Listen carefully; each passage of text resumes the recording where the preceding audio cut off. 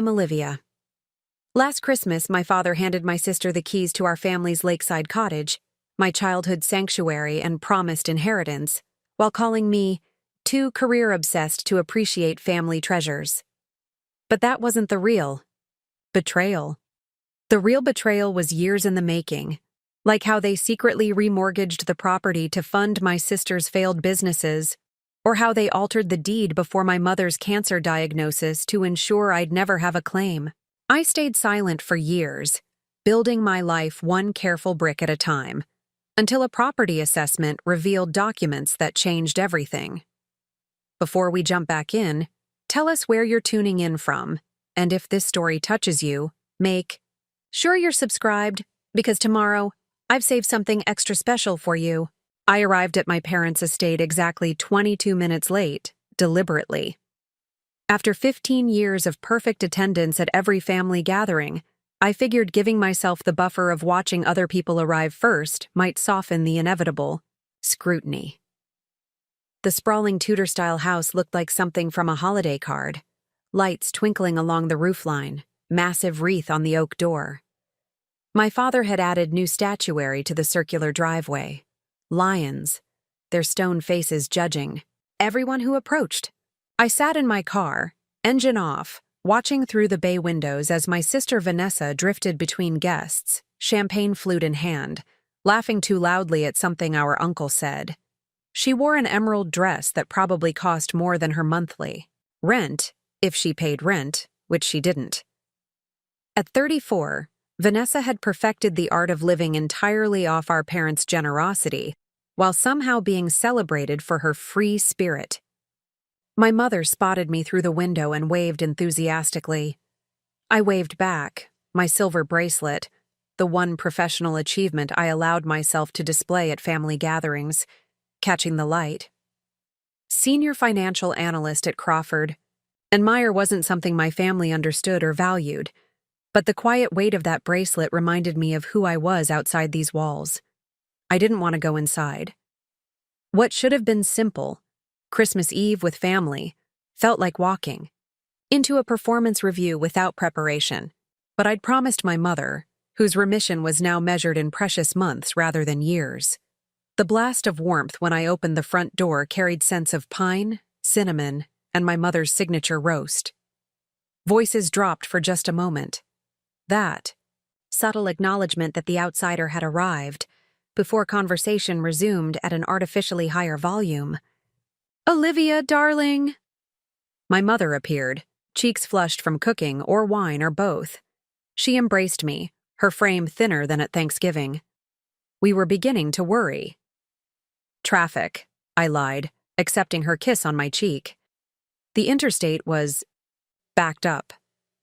"Well, you're here now." She looped her arm through mine. "Come say hello to everyone. Vanessa's brought Edmund. Such a charming young man. Another boyfriend."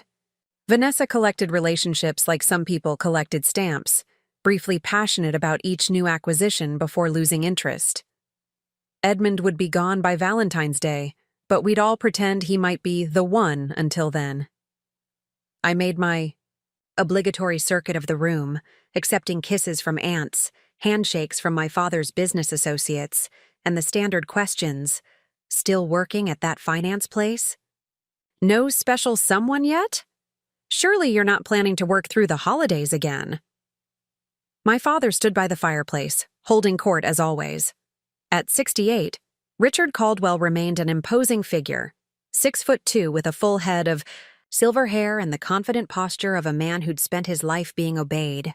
When he saw me, he raised his whiskey glass slightly, his version of a greeting.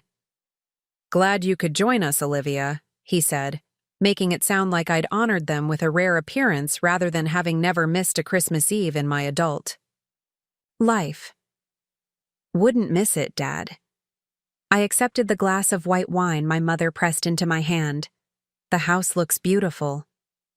"Your mother's been decorating since Thanksgiving. Vanessa helped, of course." Of course she did. Vanessa had helped by posting Instagram stories of herself hanging ornaments, while my mother did the actual work.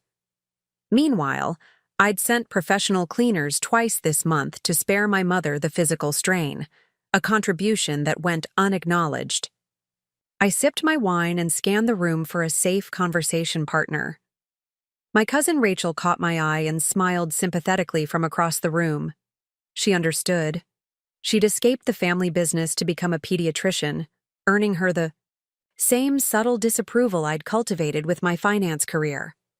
Dinner was served at 7, the dining table extended to accommodate 22 people. I found myself seated between Uncle Philip, who would inevitably ask for stock tips after his third glass of wine, and Vanessa's new boyfriend, who had the vacant good looks of someone who'd peaked in college fraternity life.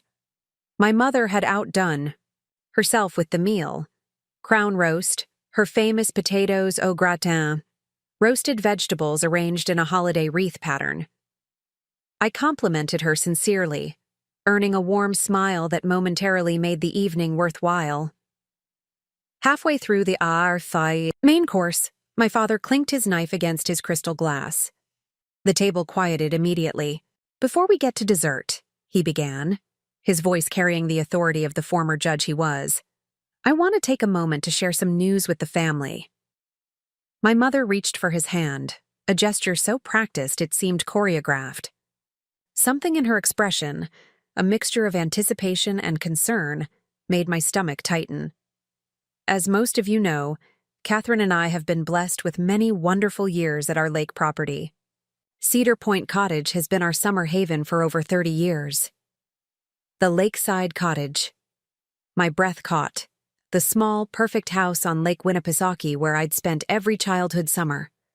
Where I'd learned to swim, to sail, to read, under the massive oak tree on the point. The place I'd been promised, not in writing but in countless conversations, would one day be mine, given my deep attachment to it and Vanessa's professed disinterest in rustic living. "We've been considering its future for some time," my father continued. "Particularly given Catherine's health concerns, we want to ensure our legacy is properly arranged."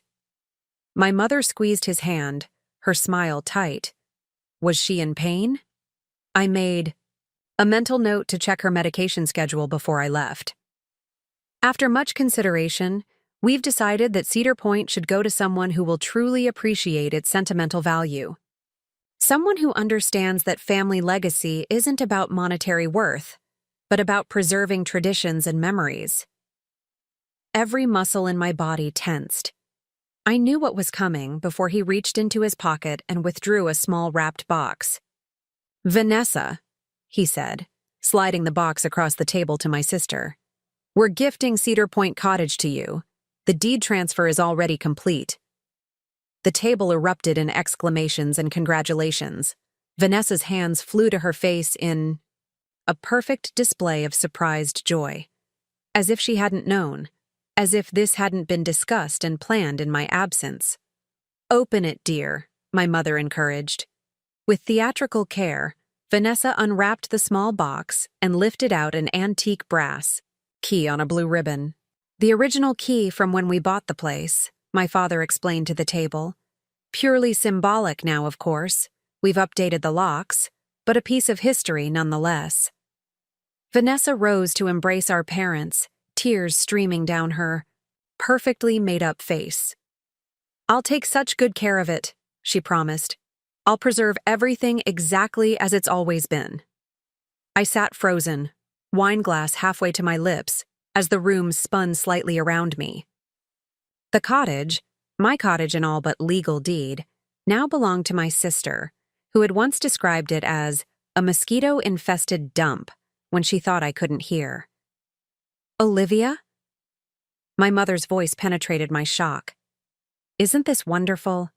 Vanessa, we'll make sure the cottage stays in the family for another generation." Every eye at the table turned to me. I felt their expectations like physical pressure, the demand for proper gratitude, for family loyalty, for suppression of any disappointment or sense of betrayal. I set down my glass carefully. "Congratulations, Vanessa. I know how much the cottage means to all of us." a masterclass in saying nothing while appearing supportive. My corporate training had some benefits after all. My father's eyes narrowed slightly. He recognized the careful neutrality in my voice. "Of course," he said. "We've considered your situation as well, Olivia. Your apartment in the city is a solid investment, and your career keeps you far too busy for maintaining a vacation property. This arrangement simply makes practical sense." Translation: Your sister needs this more than you do. Your success is actually a justification for giving her more. Absolutely, I agreed, raising my glass in a toast I didn't feel. To Vanessa and Cedar Point. The conversation mercifully moved on, but I felt Uncle Philip studying me with uncommon perception. "Bit of a surprise that," he murmured, low, enough that only I could hear. "Not really," I replied, cutting my meat with mechanical precision. "Nothing changes except the name on a piece of paper." Except everything had changed. Not just the cottage, but the final confirmation of what I'd always suspected. In my family's eyes, my independence and success were somehow failures of character, justifications for giving me less rather than recognition I needed nothing. I excused myself after dessert, claiming a headache that wasn't entirely feigned. In the guest bathroom, I pressed cold water to my temples and stared at my reflection. I looked composed. I'd mastered that skill long ago, but something in my eyes had hardened. The cottage had been more than a property to me. It represented the only place in my childhood where I'd felt truly free and valued. While my parents' attention was perpetually absorbed by Vanessa's dramas and demands, the cottage had been my refuge. I'd spent hours exploring its attic, discovering family artifacts, reading journals from previous generations. I'd restored its garden single-handedly the summer after college. I'd even paid for a new dock 2 years ago, a gift to my parents that was really an investment in what I believed would be my future home. Now it belonged to Vanessa, who couldn't keep a houseplant alive and who would probably use it for weekend parties until the novelty wore off. I splashed more water on my face and took 3 deep breaths. This wasn't the time for confrontation. My mother's health was too precarious, the audience too large. I would be strategic, as I'd been in every other aspect of my life. When I returned to the living room, the family had moved on to the gift exchange. I distributed the carefully selected presents I'd brought: a cashmere scarf for my mother, rare whiskey for my father, artisanal chocolates for the aunts and uncles. For Vanessa, a spa gift certificate that would satisfy expectations without requiring genuine thought. I accepted my own gifts with appropriate enthusiasm, another jewelry box from my parents, as if I didn't already have 6 from previous Christmases, a generic scarf from Vanessa, thoughtful books from Rachel and Uncle Philip. When the evening finally wound down, I hugged my mother extra long, memorizing the feel of her thin shoulders under my hands. "You'll come for New Year's?" she asked hopefully. "Of course," I promised, knowing I'd uphold it despite wanting nothing more than to retreat to my apartment and lick my wounds. As I gathered my coat, my father approached, an envelope in hand. "Your Christmas bonus," he said, offering it with the same formal handshake he'd use with an employee. "You've done well this year." The annual check, his way of acknowledging my birthday, December 20th, frequently overlooked in the holiday rush and Christmas simultaneously.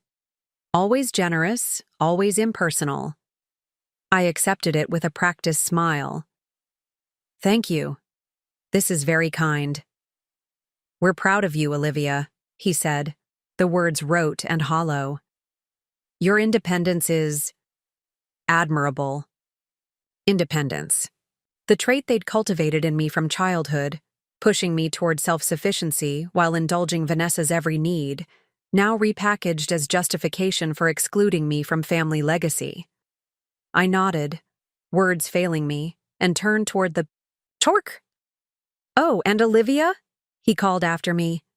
"Vanessa might need some help understanding the cottage's maintenance requirements. Perhaps you could share your knowledge with her." Of course. I would be expected to teach my sister how to care for the home that should have been mine. I'll send her my notes, I replied, not turning back. The night air hit me like a blessing as I stepped outside. Snow had begun to fall, dusting the expensive cars in the driveway with delicate white. I stood for a moment, looking at the grand house with its perfect decorations and imperfect family, and made myself a silent promise. This was the last Christmas I would spend diminishing myself to maintain their comfort.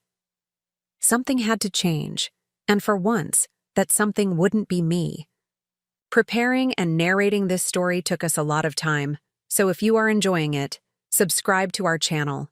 It means a lot to us. Now back to the story. The drive back to my apartment took 40 minutes. 40 minutes of gripping the steering wheel too tightly while carefully maintaining the speed limit. The last thing I needed was to be pulled over while angry tears threatened to spill. I'd perfected the art of delayed emotional reactions years ago. Crisis now, feelings later. It was how I'd built my career, handling high-pressure situations, with a calm that bordered on robotic before processing the stress in private. My apartment welcomed me with the quiet elegance I'd carefully cultivated. Neutral tones, clean lines, and strategic pops of color. The Christmas tree in the corner was perfectly proportioned, its ornaments an aesthetic arrangement rather than the haphazard collection of memories that adorned my parents' tree. I'd always told myself I preferred it this way, orderly, intentional, controlled. Now I wondered if I'd simply learned to prefer what I could have.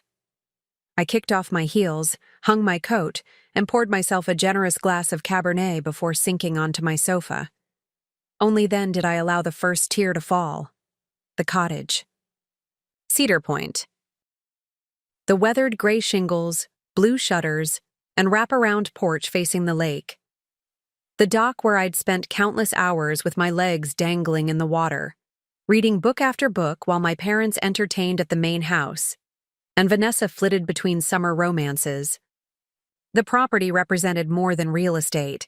It was the repository of every moment I'd felt truly peaceful. My phone buzzed with a text from Rachel. "That was brutal. Call me tomorrow?" I texted back a simple, "will do," and set my phone face down on the coffee table. I couldn't talk about it yet, not even with Rachel, whose understanding ran deeper than most. Instead, I reached for my laptop and pulled up the secure folder where I kept important family documents. Methodical as always, I'd scanned and saved everything over the years. My parents' financial information, my mother's medical records, property documents I'd been asked to review with my financial eye over the years. There it was, the folder, labeled Cedar Point. I clicked through old property tax statements, insurance policies, the maintenance schedule I'd created 3 summers ago when the pipes needed replacing. And then I saw it, a document I hadn't opened in years. The original purchase agreement from 1987, the year I was born. I scanned through the legal language, looking for anything that might give me leverage, any clause about inheritance or transfer restrictions. There was nothing obvious, but something caught my eye. A notation about the property boundaries that didn't match my memory of the place. According to this document, Cedar Point included an additional 3 acres of woodland beyond what I'd always known as our property line. Curious, I pulled up the county assessor's website and searched for the property records. The current parcel showed exactly what I expected: the cottage, dock, and surrounding acre of land. Where were the additional 3 acres mentioned in the original purchase? I dug deeper, pulling up historical satellite images of the area.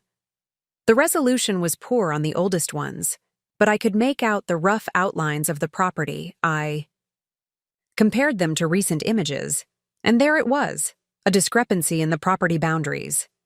At some point, the parcel had been split.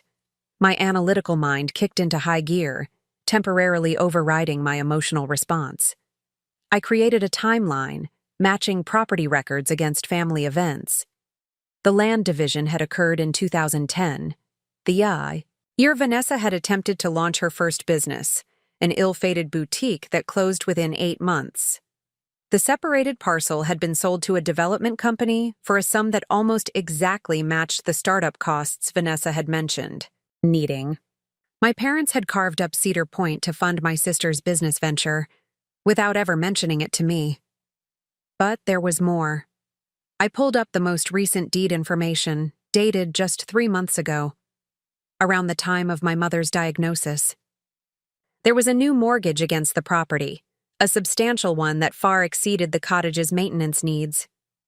I sat back, wine forgotten, as the pieces fell into place. They hadn't just given Vanessa the cottage. They'd leveraged it to provide her with a financial cushion, probably anticipating my mother's medical expenses, and the reality that Vanessa had no capacity to support herself if something happened to our parents. The betrayal was layered, calculated, and complete. Not only had they given my sister the property they'd always implied would be mine, but they'd already compromised its value and saddled her with debt she probably didn't even understand. My phone rang, startling me. Vanessa. I let it go to voicemail, not trusting myself to speak to her yet.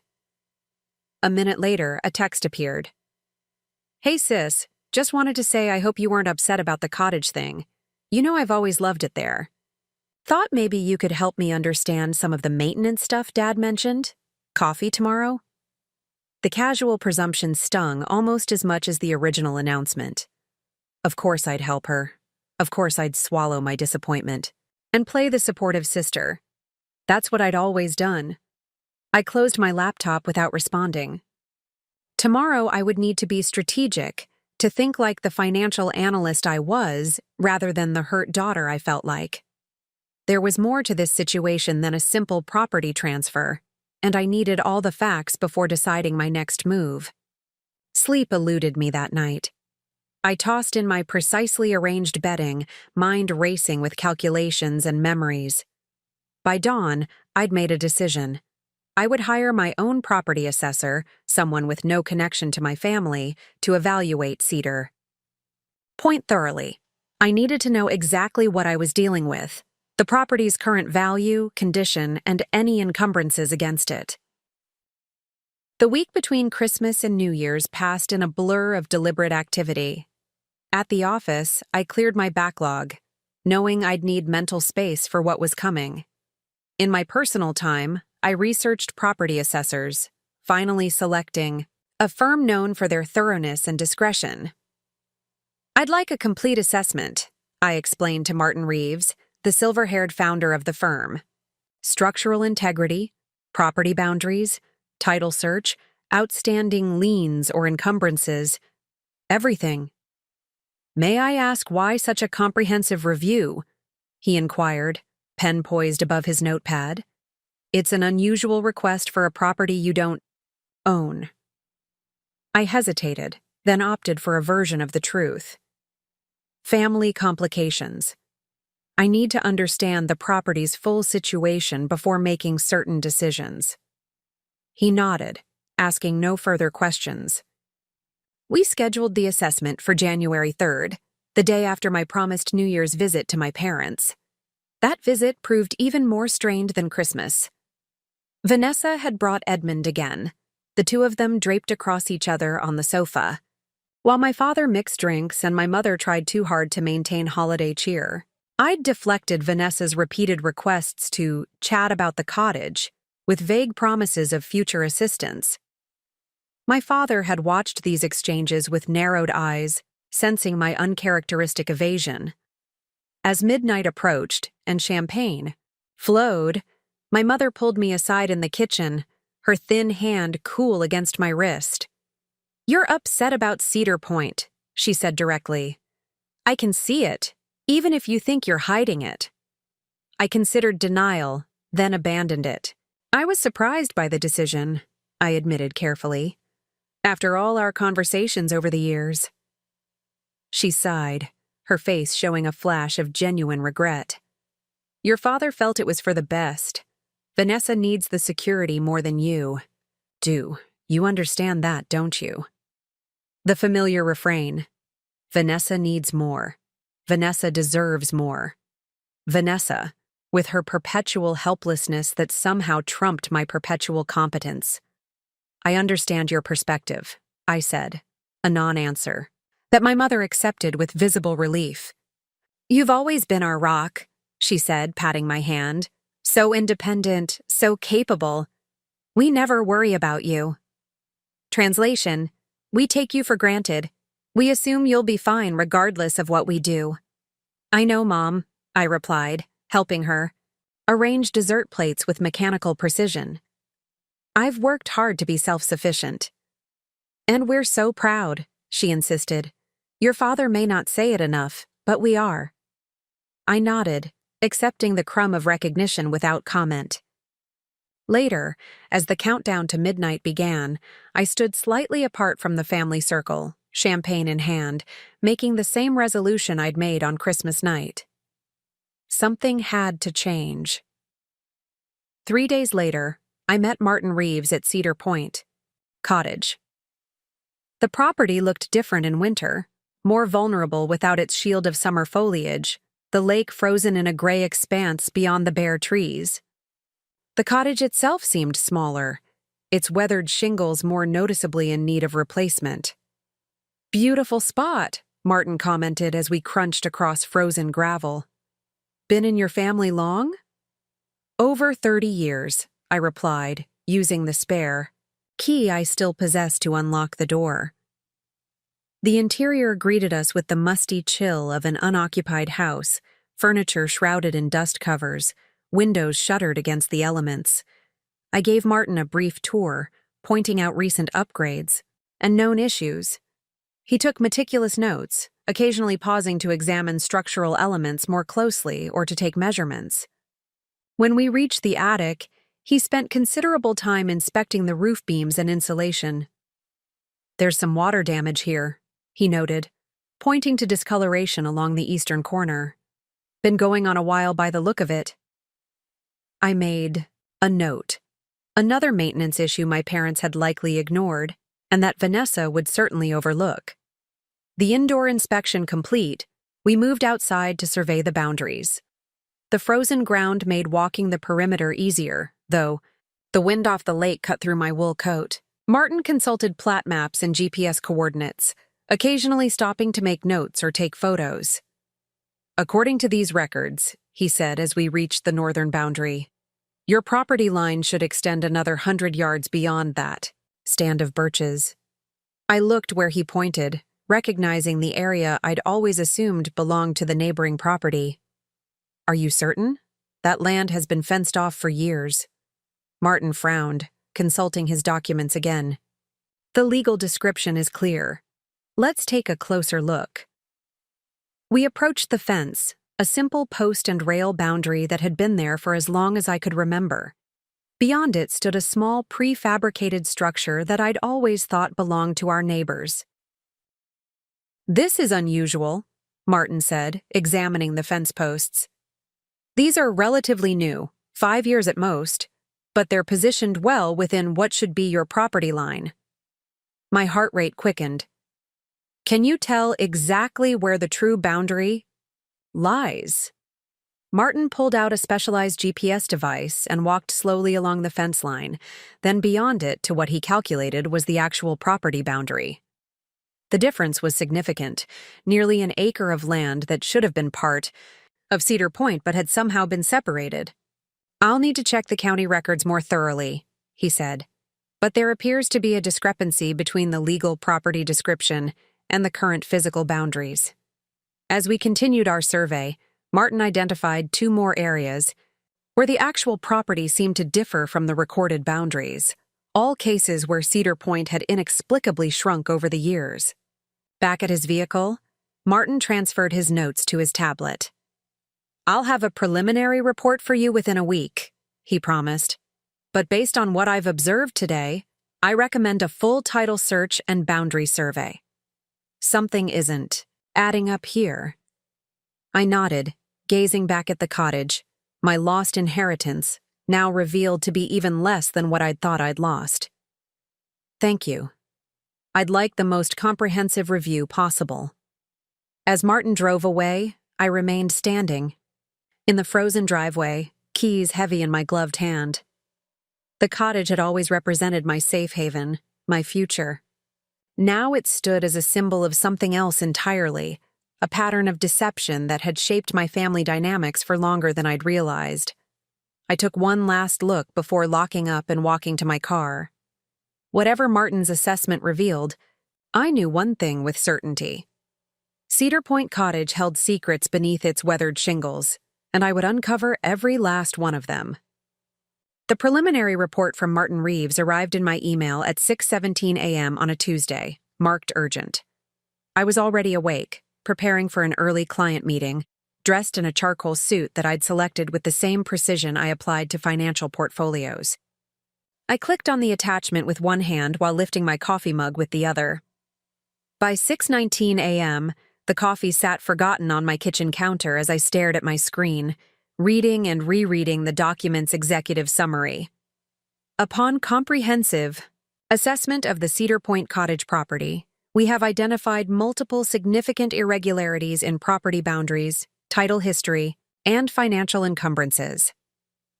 Most concerning are indications of potentially fraudulent property divisions and title transfers occurring between 2010-2022.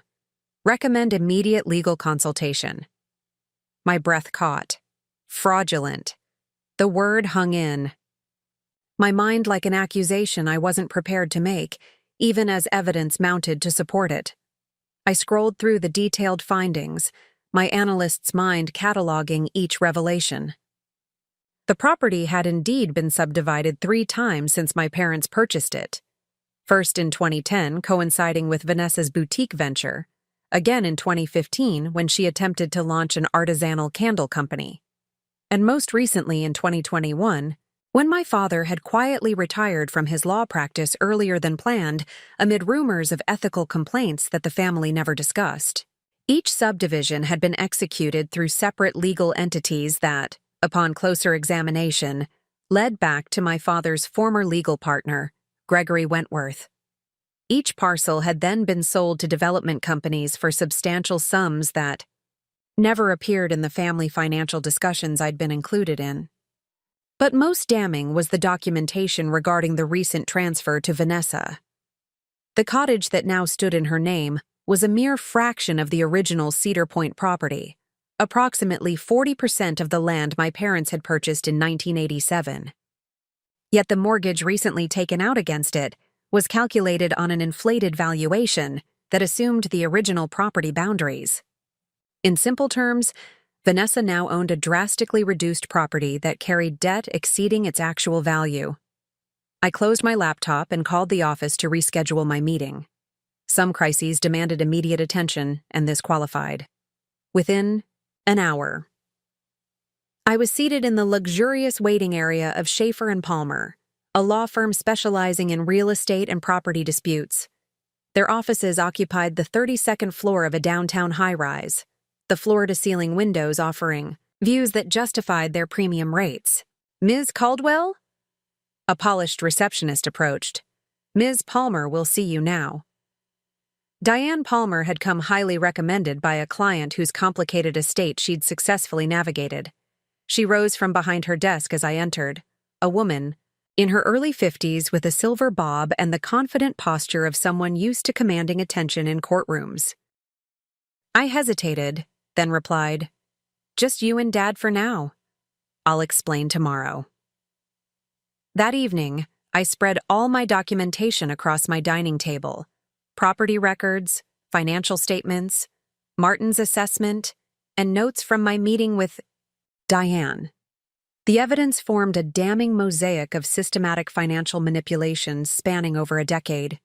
I created a timeline, color-coding events by category: property changes in blue, Vanessa's financial needs in green, parental health issues in yellow, and family communications in red. Patterns emerged that I hadn't fully recognized before.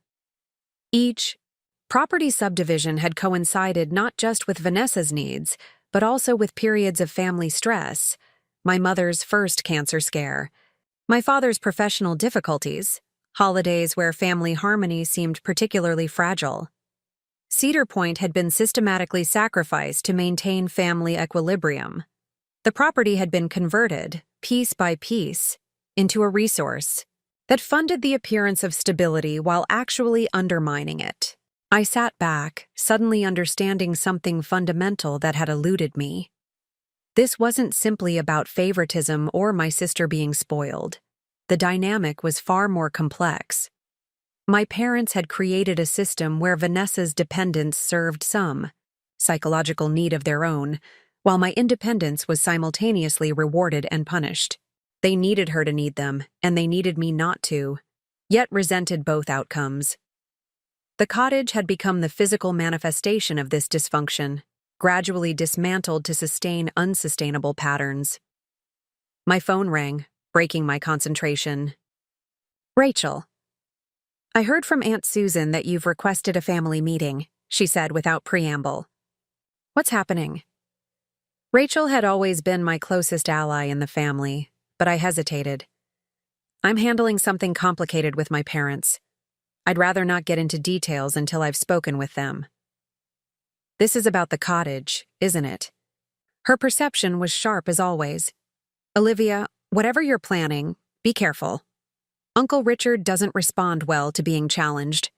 "I know," I acknowledged, thinking of my father's legendary courtroom reputation for eviscerating opponents. "But some things need to be addressed directly." Rachel was quiet for a moment. "You've changed since Christmas. I've never heard." "You sound so, resolute." Had I changed? Or had I simply reached the limit of what I could accommodate without compromising myself beyond recognition? "Maybe I'm finally learning that maintaining peace at any cost creates a very expensive kind of stability," I replied.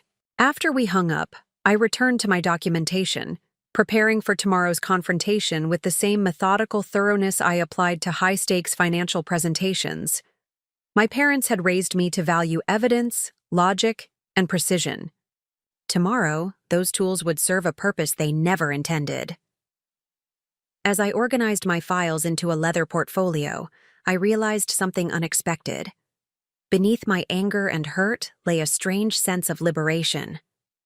For years, I'd carried the weight of being the good daughter, responsible, accommodating, requiring nothing, while Vanessa required everything. That identity had become both shield and prison. Standing up to my parents wouldn't just be about the cottage. It would be about refusing to participate any longer in a dynamic that diminished all of us, my parents included.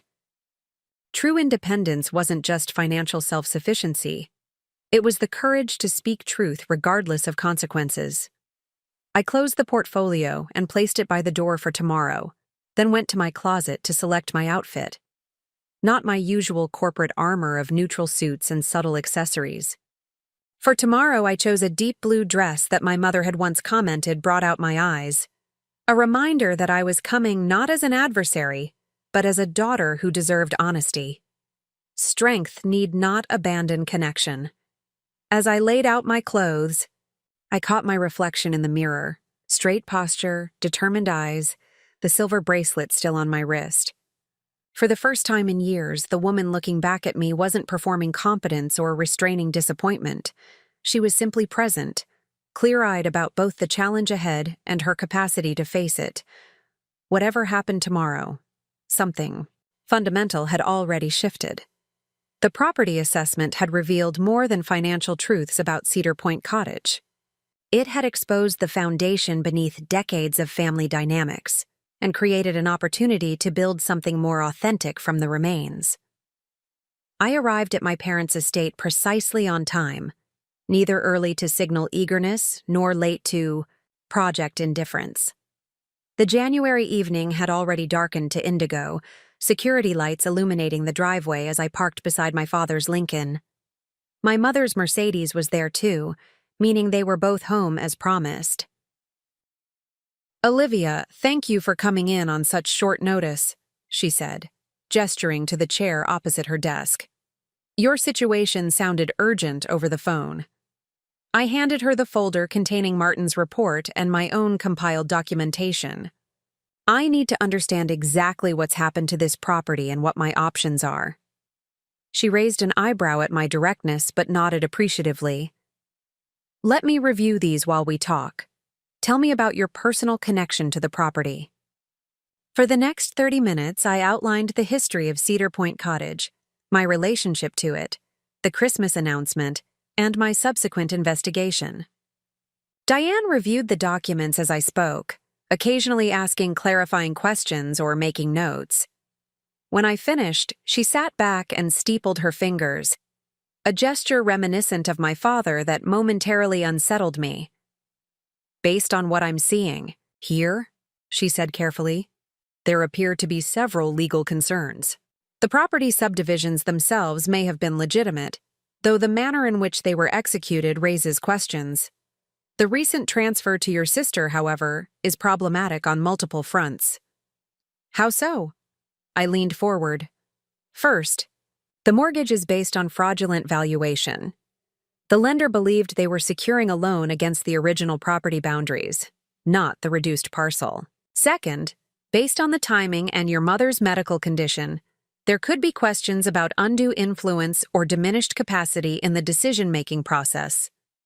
Third, the pattern of financial decisions suggests potential elder financial abuse, particularly if your father's cognitive status has been compromised in any way. My stomach tightened. My father is sharp as ever, calculating even. Diane's expression remained neutral. Sometimes actions that appear calculated stem from cognitive decline that manifests first in financial judgment. Has there been any change in his decision-making in other areas? I considered the question, remembering the early retirement, the uncharacteristic social withdrawals, the increased reliance on my mother to manage social calendars when it had always been the reverse. Possibly, I admitted, but nothing diagnosed. She nodded, making another note. The other consideration, here is your sister's understanding of what she's accepted.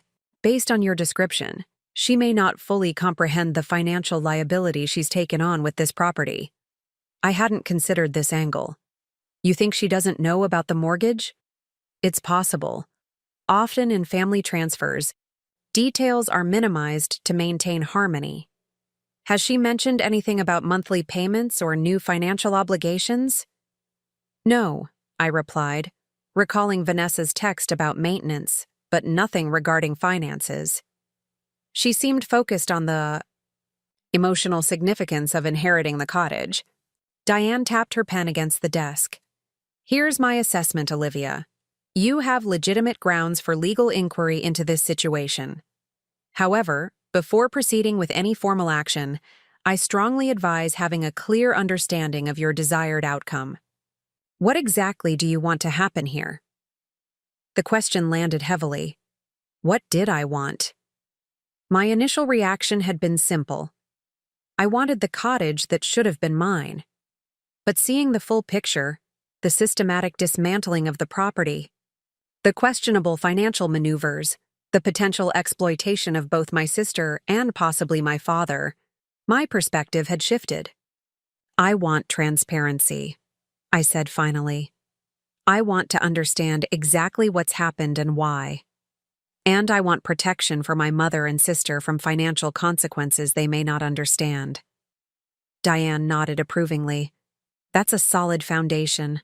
Here's what I recommend as immediate next steps. By the time I left Diane's office 2 hours later, we had developed a comprehensive strategy. First, we would request a formal property assessment through legal channels, one that would become part of official record. Second, we would submit targeted requests for documentation regarding all property transactions involving Cedar Point since 2010.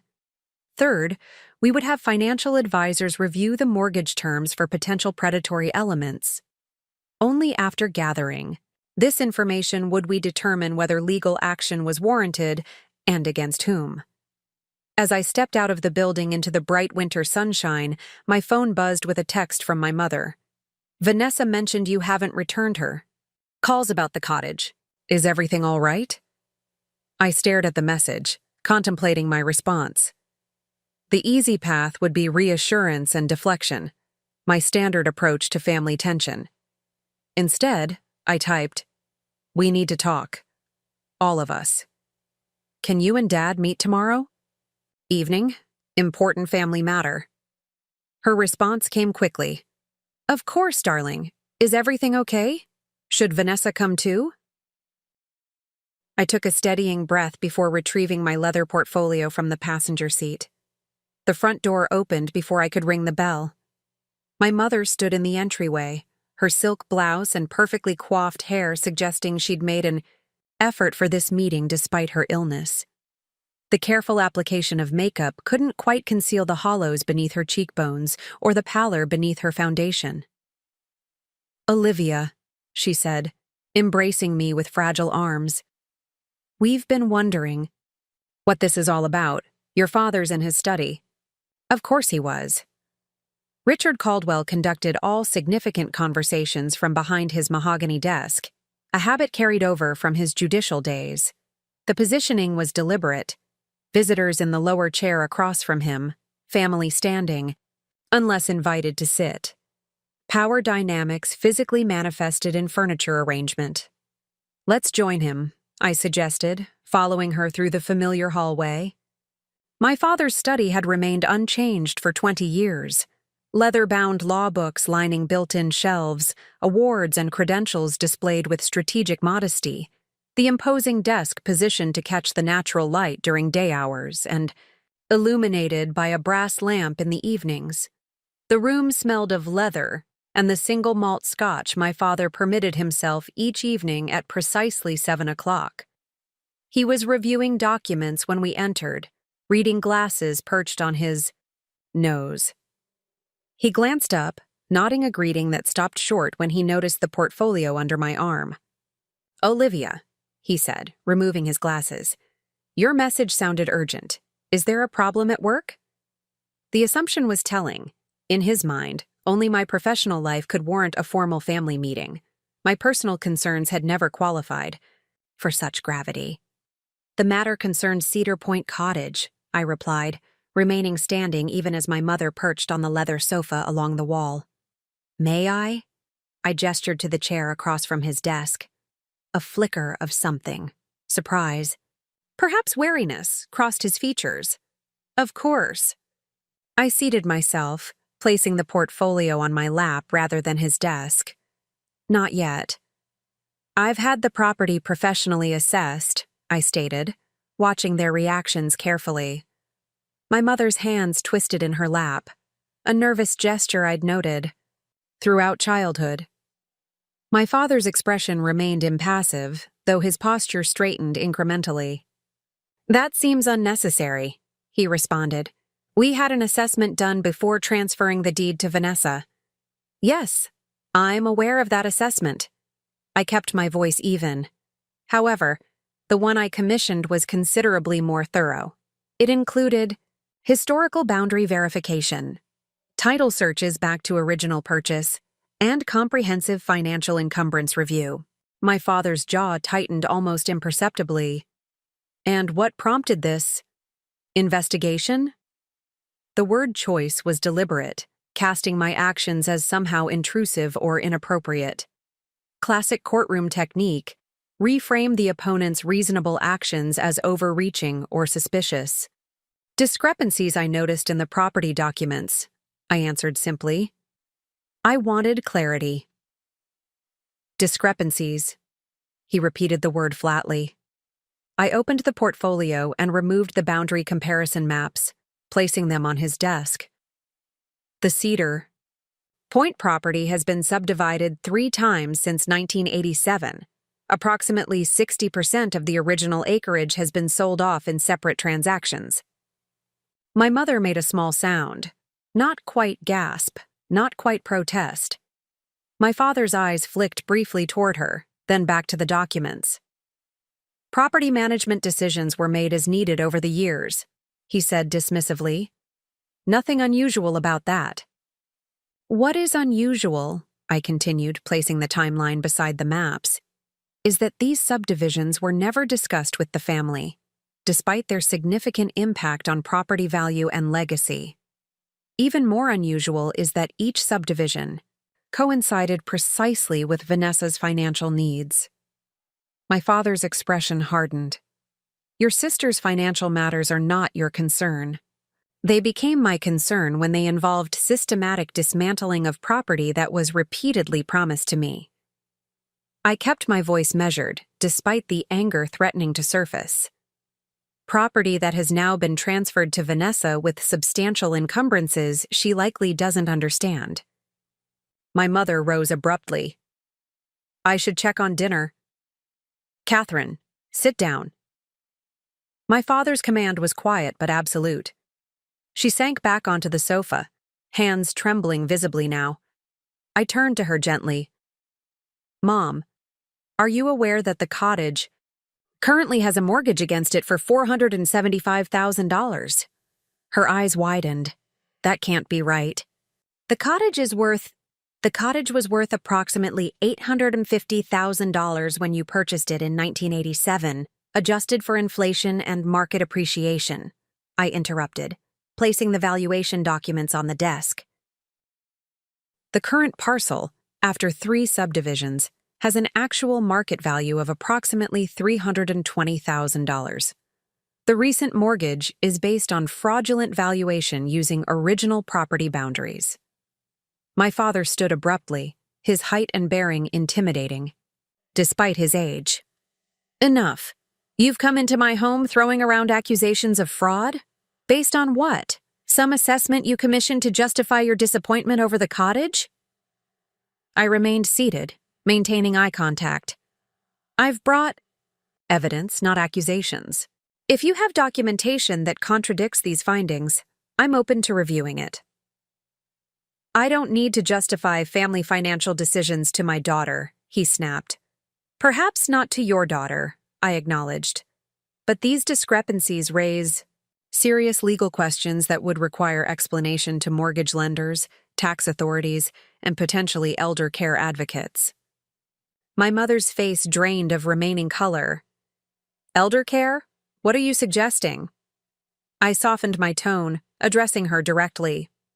Mom, the pattern of financial decisions surrounding Cedar Point raises concerns about potential exploitation. Given your health situation and the timing of recent transactions, there are legitimate questions about informed consent and undue influence. This is absurd, my father interjected. Your mother and I made these decisions together with full awareness. I turned back to him. Does Vanessa have full awareness? Does she understand she now owns a property worth significantly less than the debt attached to it? Does she know the monthly mortgage payment is $3,250, more than her entire monthly income from that part-time gallery position? Something flickered in my father's expression. Discomfort, perhaps even guilt. For the first time, I wondered if he'd fully processed the consequences of his actions himself. We're helping with those payments, my mother said quietly. Until she gets established. And when you can't help anymore? I asked gently. Mom, your medical costs are increasing. Dad's retirement income is fixed. Vanessa has never demonstrated financial stability. This arrangement isn't sustainable for any of you. My father sank slowly back into his chair, the momentary deflation, suggesting I'd struck closer to truth than he'd anticipated. He reached for his scotch, taking a measured sip before speaking. What exactly do you want, Olivia? It was the same question Diane had asked me, but coming from my father, it carried different weight, not genuine inquiry, but negotiation opening. I want complete transparency, I stated firmly. Full disclosure of all Cedar Point transactions, financial arrangements, and current obligations. I want family decisions to be made with informed consent from all parties, including Vanessa.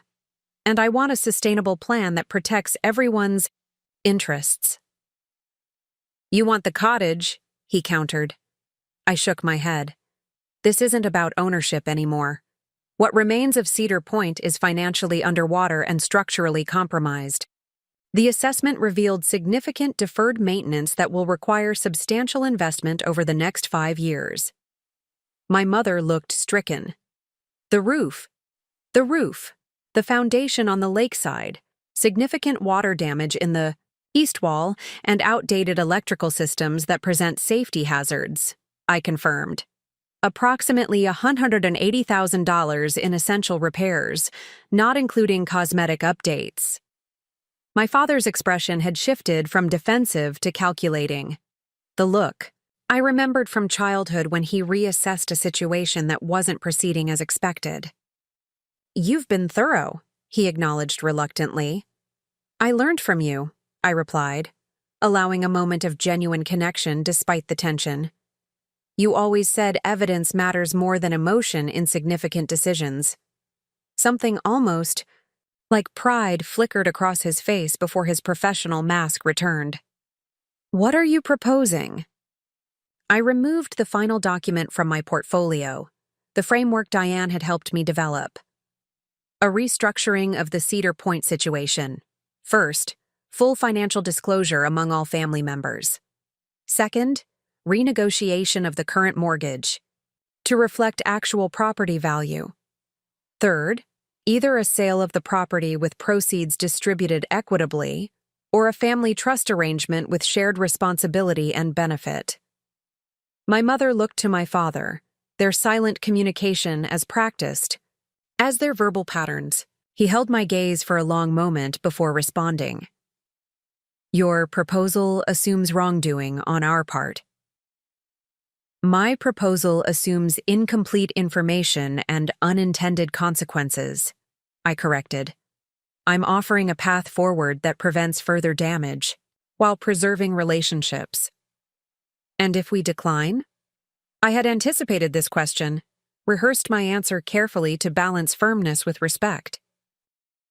"Then I'll need to pursue more formal channels to protect Vanessa from financial liability she doesn't understand, and to address the irregularities in recent property transactions." My mother gasped. "You would take legal action against your own family?" The hurt in her voice pierced me, but I held steady. "I would take necessary steps to ensure transparency and protect everyone involved, including you. This isn't adversarial unless you choose to make it so." My father studied me with new intensity. Not the dismissive assessment he typically offered, but genuine evaluation. I met his gaze without wavering, allowing him to see my determination. Finally, he nodded once. "We'll need to review these documents more carefully and consult with our advisors." It wasn't acceptance, but it wasn't rejection either. An opening. "Of course," I agreed. "I've prepared copies of everything for you to keep." I removed the duplicate folder from my portfolio and placed it on his desk. "I'm available to discuss next steps whenever you're ready." My mother rose again, this time with visible effort. "You'll stay for dinner? I've made roast chicken." The sudden shift to domesticity was so characteristic of her approach to conflict that I nearly smiled despite the tension, always seeking to restore normal patterns, to draw us back to familiar scripts where difficult emotions could be contained by proper table settings and well-prepared meals. "Thank you, but I have plans this evening," I lied gently. "I'll call tomorrow to follow up." As I gathered my portfolio and prepared to leave, my father spoke again. "Olivia." I turned, expecting final resistance or perhaps a veiled warning. "You've built a successful career in finance," he said instead. "Your thoroughness here demonstrates those skills." From him, this constituted high praise. I nodded, accepting the acknowledgement without diminishing it. "Thank you." My mother walked me to the door, her arm linked through mine as if for support. In the privacy of the foyer, she whispered, "He didn't mean to hurt you with the cottage. He thought he was being practical." I patted her hand gently. "I know, Mom, but practical solutions need to be based on complete information and consideration of all consequences. That's what I'm trying to ensure now." She searched my face, perhaps seeing for the first time the woman I'd become rather than the daughter she'd categorized long ago. "When did you get so strong?" "I've always been strong," I replied softly. "It just took different forms than you recognized."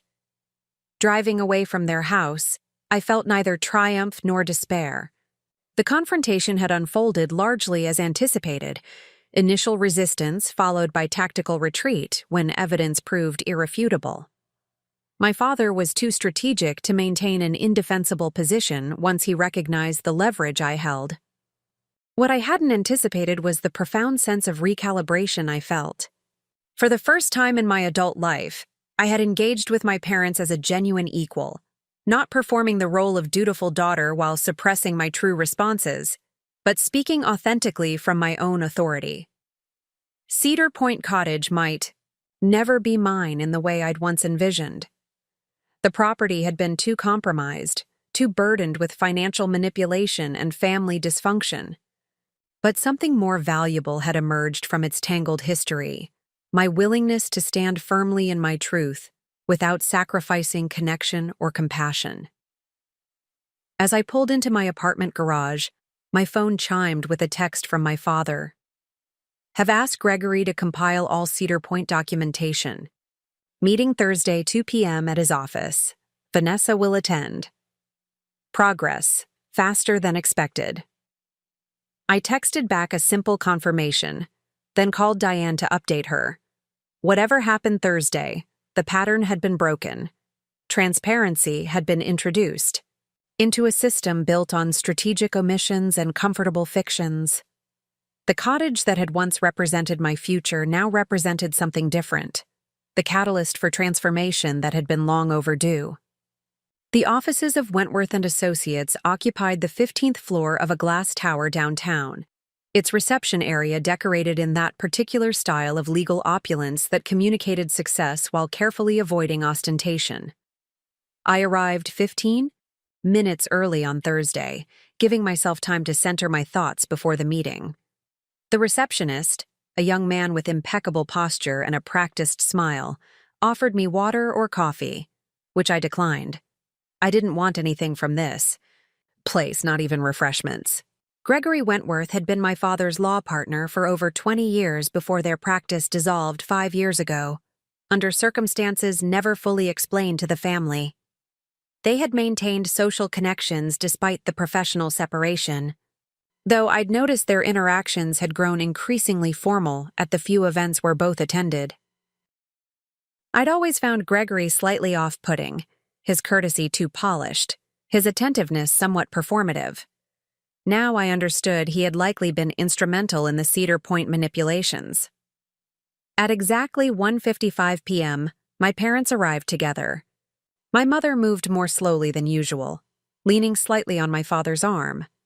Her navy pantsuit hung loosely on her frame, suggesting further weight loss since our last meeting. My father nodded briefly in my direction, his expression betraying nothing. "Olivia," my mother greeted me with a kiss on the cheek. "Have you been waiting long?" "Just a few minutes," I assured her, noting how my father's gaze swept the reception. "Sorry, Vanessa texted," he said by way of explanation. "She's running late. Traffic." Of course she was. Punctuality had never been my sister's priority, especially for meetings that might involve accountability. At 2:08 p.m., Gregory himself emerged from the inner office, silver-haired, trim in an expertly tailored suit, his smile revealing teeth too perfect to be original. "Richard, Catherine," he greeted warmly, clasping my father's hand and kissing my mother's cheek. "So good to see you both." His gaze shifted to me with practiced smoothness. "And Olivia, it's been too long. You're looking well." I shook his offered hand briefly. "Gregory, shall we get started? Vanessa can join us when she arrives." He gestured toward a conference room visible through glass doors. "I'd prefer to wait," I stated. Given that the purpose of this meeting is complete transparency, having all parties present from the beginning seems important. Something flickered in Gregory's expression. annoyance quickly masked by professional accommodation. Of course. Very reasonable. We settled into an uncomfortable silence in the reception area. My father checked his watch repeatedly while my mother made small talk about mutual acquaintances and recent charity events. Gregory maintained his practiced affability, though I noticed the tight line of his jaw when the delay stretched past. 10 minutes, then 15. At 2:27 p.m., Vanessa finally burst through the office doors, slightly breathless, her designer bag swinging wildly as she juggled her phone and a takeout coffee cup. "So sorry," she exclaimed, embracing our mother while simultaneously handing her coffee to our father to hold. Absolute nightmare on Riverside Drive. Construction everywhere. And then Edmund called with a crisis about the gallery opening. She stopped abruptly, noticing my presence. "Oh, Olivia, I didn't realize you'd be here."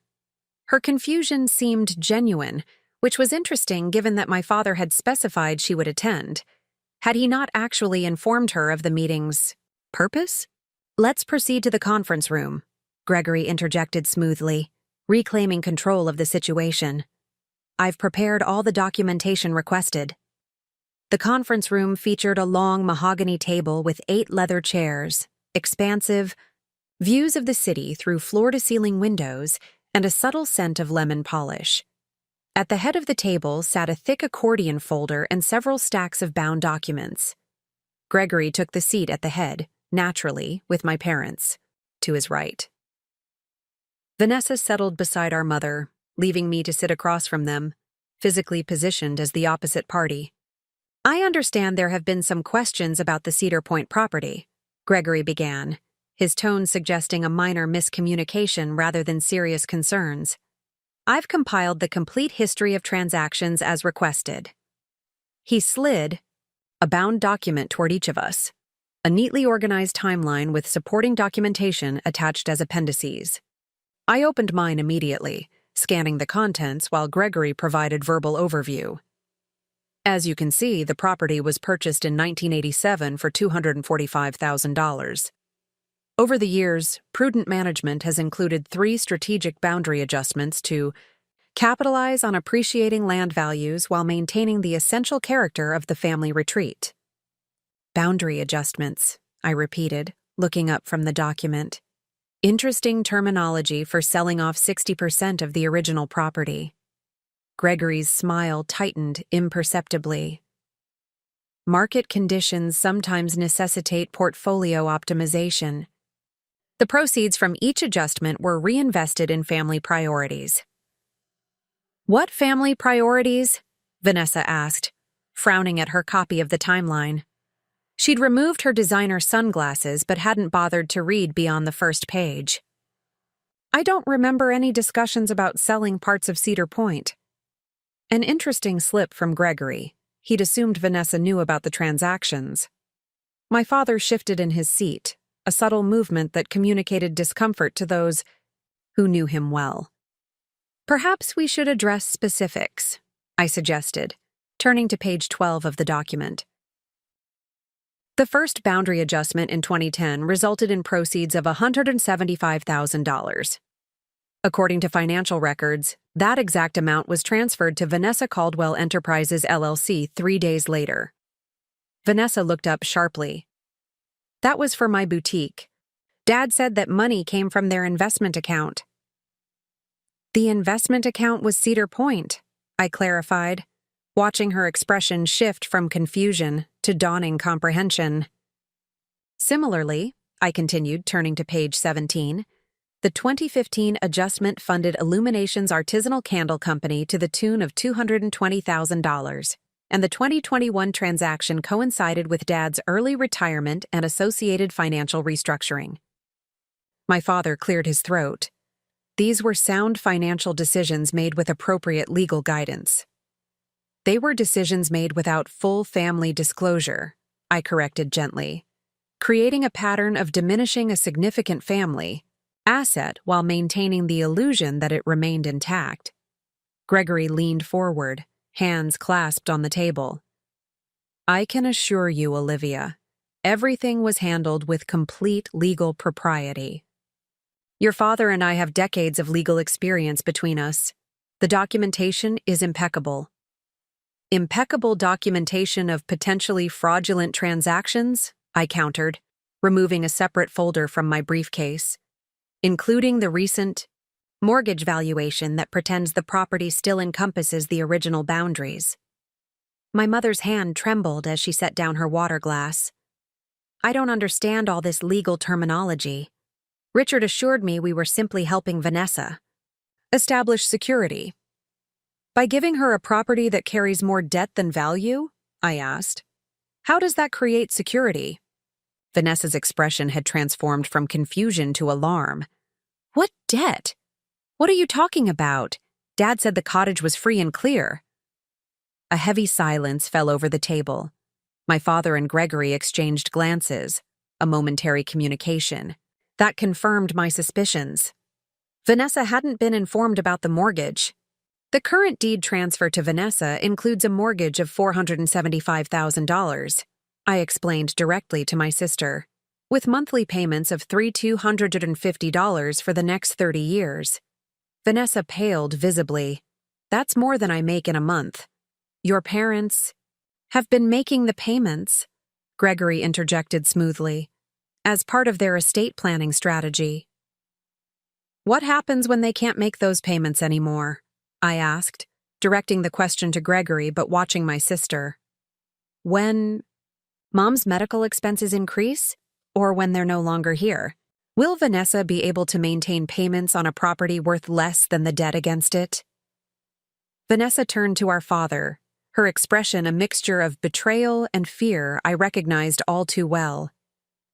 Dad, is this true? My father's composure slipped just slightly, a tightening around his eyes, a tension in his shoulders. For the first time, I wondered if he had fully understood the implications of the arrangements Gregory had facilitated. The cottage was meant to provide for your future, he said, his voice lacking its usual authoritative certainty. The financial details were structured to maximize tax advantages while ensuring the property remained in the family. That doesn't answer my question, Vanessa insisted, showing uncharacteristic persistence. Am I responsible for a $500,000 mortgage on a rundown cottage? The property requires significant maintenance, I added, turning to page 34 of Gregory's document where, surprisingly, the assessment findings had been included. Approximately $180,000 in essential repairs needed within the next 5 years. My mother made a small sound, not quite a gasp, more a sigh of resignation. We knew the roof needed work, but we had an understanding about handling those issues, my father said, glancing at Gregory. Part of the broader arrangement. Gregory nodded smoothly. We anticipated maintenance requirements in the financial structuring. There are provisions. Show me, I interrupted. Show me exactly where these provisions are documented, how they're funded, and what guarantees exist to protect Vanessa from financial liability she wasn't informed about. The conference room fell silent again. Gregory shuffled through papers with practiced nonchalance, but I noticed a slight dampness at his temples. My father stared out the window at the city skyline, his expression unreadable. My mother reached for Vanessa's hand, a gesture of comfort that seemed woefully inadequate, given the revelations unfolding. I think, Vanessa said slowly, her voice steadier than I'd expected, that I need my own lawyer to review all of this. Her words landed like a stone in still water, ripples of consequence expanding outward. My parents exchanged alarmed glances. Gregory's professional mask slipped, just enough to reveal genuine concern. That's unnecessary, my father began. We can clarify any questions. I believe it's entirely necessary, I interjected, meeting Vanessa's eyes directly. For perhaps the first time in our adult lives, we were aligned. In fact, I've taken the liberty of consulting with Diane Palmer at Schaefer and Palmer. She specializes in complex property matters and could review these documents from an independent perspective. Gregory's expression hardened. Schaefer and Palmer? They're known for aggressive litigation strategies. They're known for thorough due diligence, I corrected, which seems appropriate given the circumstances. Vanessa stood abruptly, gathering her belongings. I need some air and time to process this. She turned to our parents, her usual dramatic flair replaced by genuine distress. Why would you do this? Give me a property with crushing debt and not even tell me. What happens when I can't make the payments? My father reached for her arm. Vanessa, don't overreact. We have everything under control. She pulled away. Do you? Because it doesn't sound like it. It sounds like you've been selling off pieces of our family cottage for years to bail me out, and now you've saddled me with a mortgage I can never handle on my own. Her voice broke slightly. Was this your plan all along? Make me completely dependent on you forever? The raw insight in her question startled me. Perhaps my sister was more aware of the dysfunctional family dynamics than I'd given her credit for. My mother began to cry softly, dabbing at her eyes with a tissue from her purse. We only wanted to protect you both, to make sure you were taken care of by deceiving us? I asked gently. By creating financial arrangements that can't possibly be sustained? Gregory attempted to regain control of the meeting. I think we should take a step back and approach this more calmly. These are complex matters that might appear concerning when viewed without proper context. I agree, context is important, I replied, closing the document before me. Which is why I've requested a complete audit of all transactions related to Cedar Point from an independent firm. Their preliminary findings suggest a pattern of deliberate misrepresentation to lenders, tax authorities, and family members. My father's head snapped toward me, genuine alarm replacing his careful composure. An audit? Without consulting us first? Yes, I confirmed simply, just as you transferred property to Vanessa without ensuring she understood the financial implications. Vanessa moved toward the door, then paused. I need to understand exactly what I've been signed up for. All of it. No more secrets. No more protecting me from the truth. She looked at me with new consideration. Can your lawyer really help sort this out? I nodded. Diane is excellent. She can review everything and explain your options with no obligation. I'll call her tomorrow, Vanessa decided, then left without another word to our parents or Gregory. In the silence that followed her departure, my father seemed to age visibly. The careful authority he'd maintained throughout my childhood suddenly fragile. My mother continued to cry quietly, a lifetime of maintaining appearances finally cracking under the weight of exposed truths. Gregory gathered his papers with deliberate calm. Perhaps we should reconvene when emotions aren't running quite so high. I think we're past that point, I replied, standing to signal my own departure. The independent audit will continue. I suggest you prepare complete and accurate documentation for review. As I gathered my materials, my father spoke, his voice uncharacteristically uncertain. Olivia, what exactly are you hoping to accomplish here? I paused, considering the question, not as a negotiating position, but as genuine reflection. Transparency, accountability, and a resolution that doesn't leave Vanessa financially devastated or Mom's security compromised. And you? He asked. What do you want for yourself? The question surprised me. In all our interactions, my wants had rarely factored into family equations. I want to stop pretending, I answered simply. I want authentic relationships based on truth rather than convenient fictions. And I want to know that the family legacy, whatever remains of it, is built on something more substantial than appearances. I left them sitting in that expensively appointed conference room, surrounded by the documentation of years of carefully constructed deceptions. As the elevator descended, I felt neither triumph nor vindication, only a curious lightness, as if putting down a burden I'd carried so long I'd forgotten its weight. Outside, I found Vanessa sitting on a bench in the small plaza beside the building, sunglasses now covering her eyes, shoulders hunched against the January chill. I hesitated, then sat beside her, maintaining a respectful distance. "Did you know?" she asked without looking at me. "All this time, did you know what they were doing?" "No," I answered honestly. "I suspected inconsistencies after Christmas, but I didn't understand the full picture until recently." She nodded, slightly accepting my answer. "I always thought you were the favorite," she said after a moment. "The successful one. The one they bragged about to their friends." "And I always thought you were the favorite," I replied.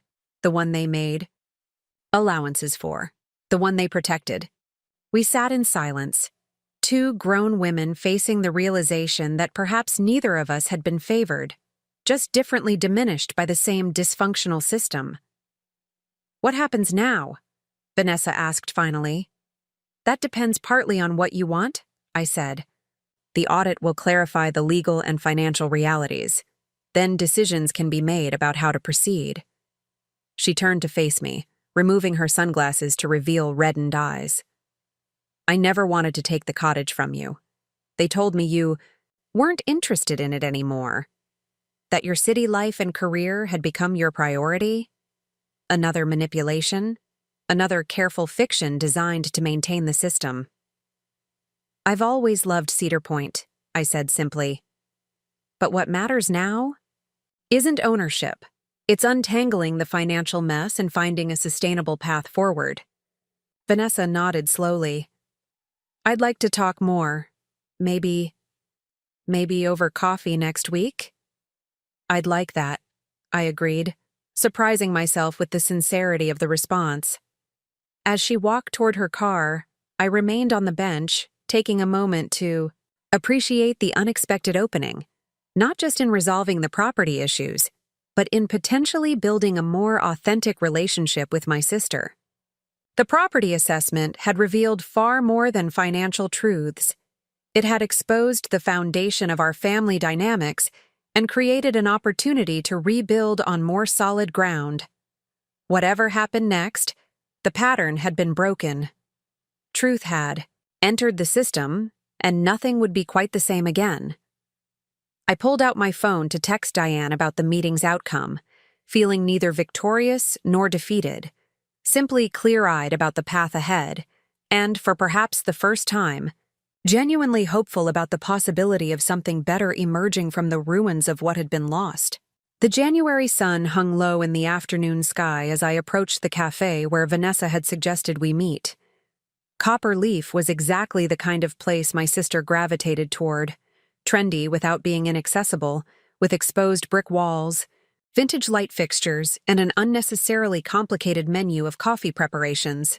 I arrived 5 minutes early, securing a corner table that offered both privacy and a view of the entrance. To my surprise, Vanessa arrived precisely on time. She looked different somehow, her usual carefully curated bohemian style replaced by simple jeans and a gray cashmere sweater, her normally elaborate makeup minimal. She spotted me immediately and wove through the crowded tables with determination. "I ordered you a latte," I said, as she sat down, gesturing to the ceramic mug waiting for her. "Oat milk, double shot, light on the foam. Still your preference?" Surprise flickered across her face. "You remember how I take my coffee?"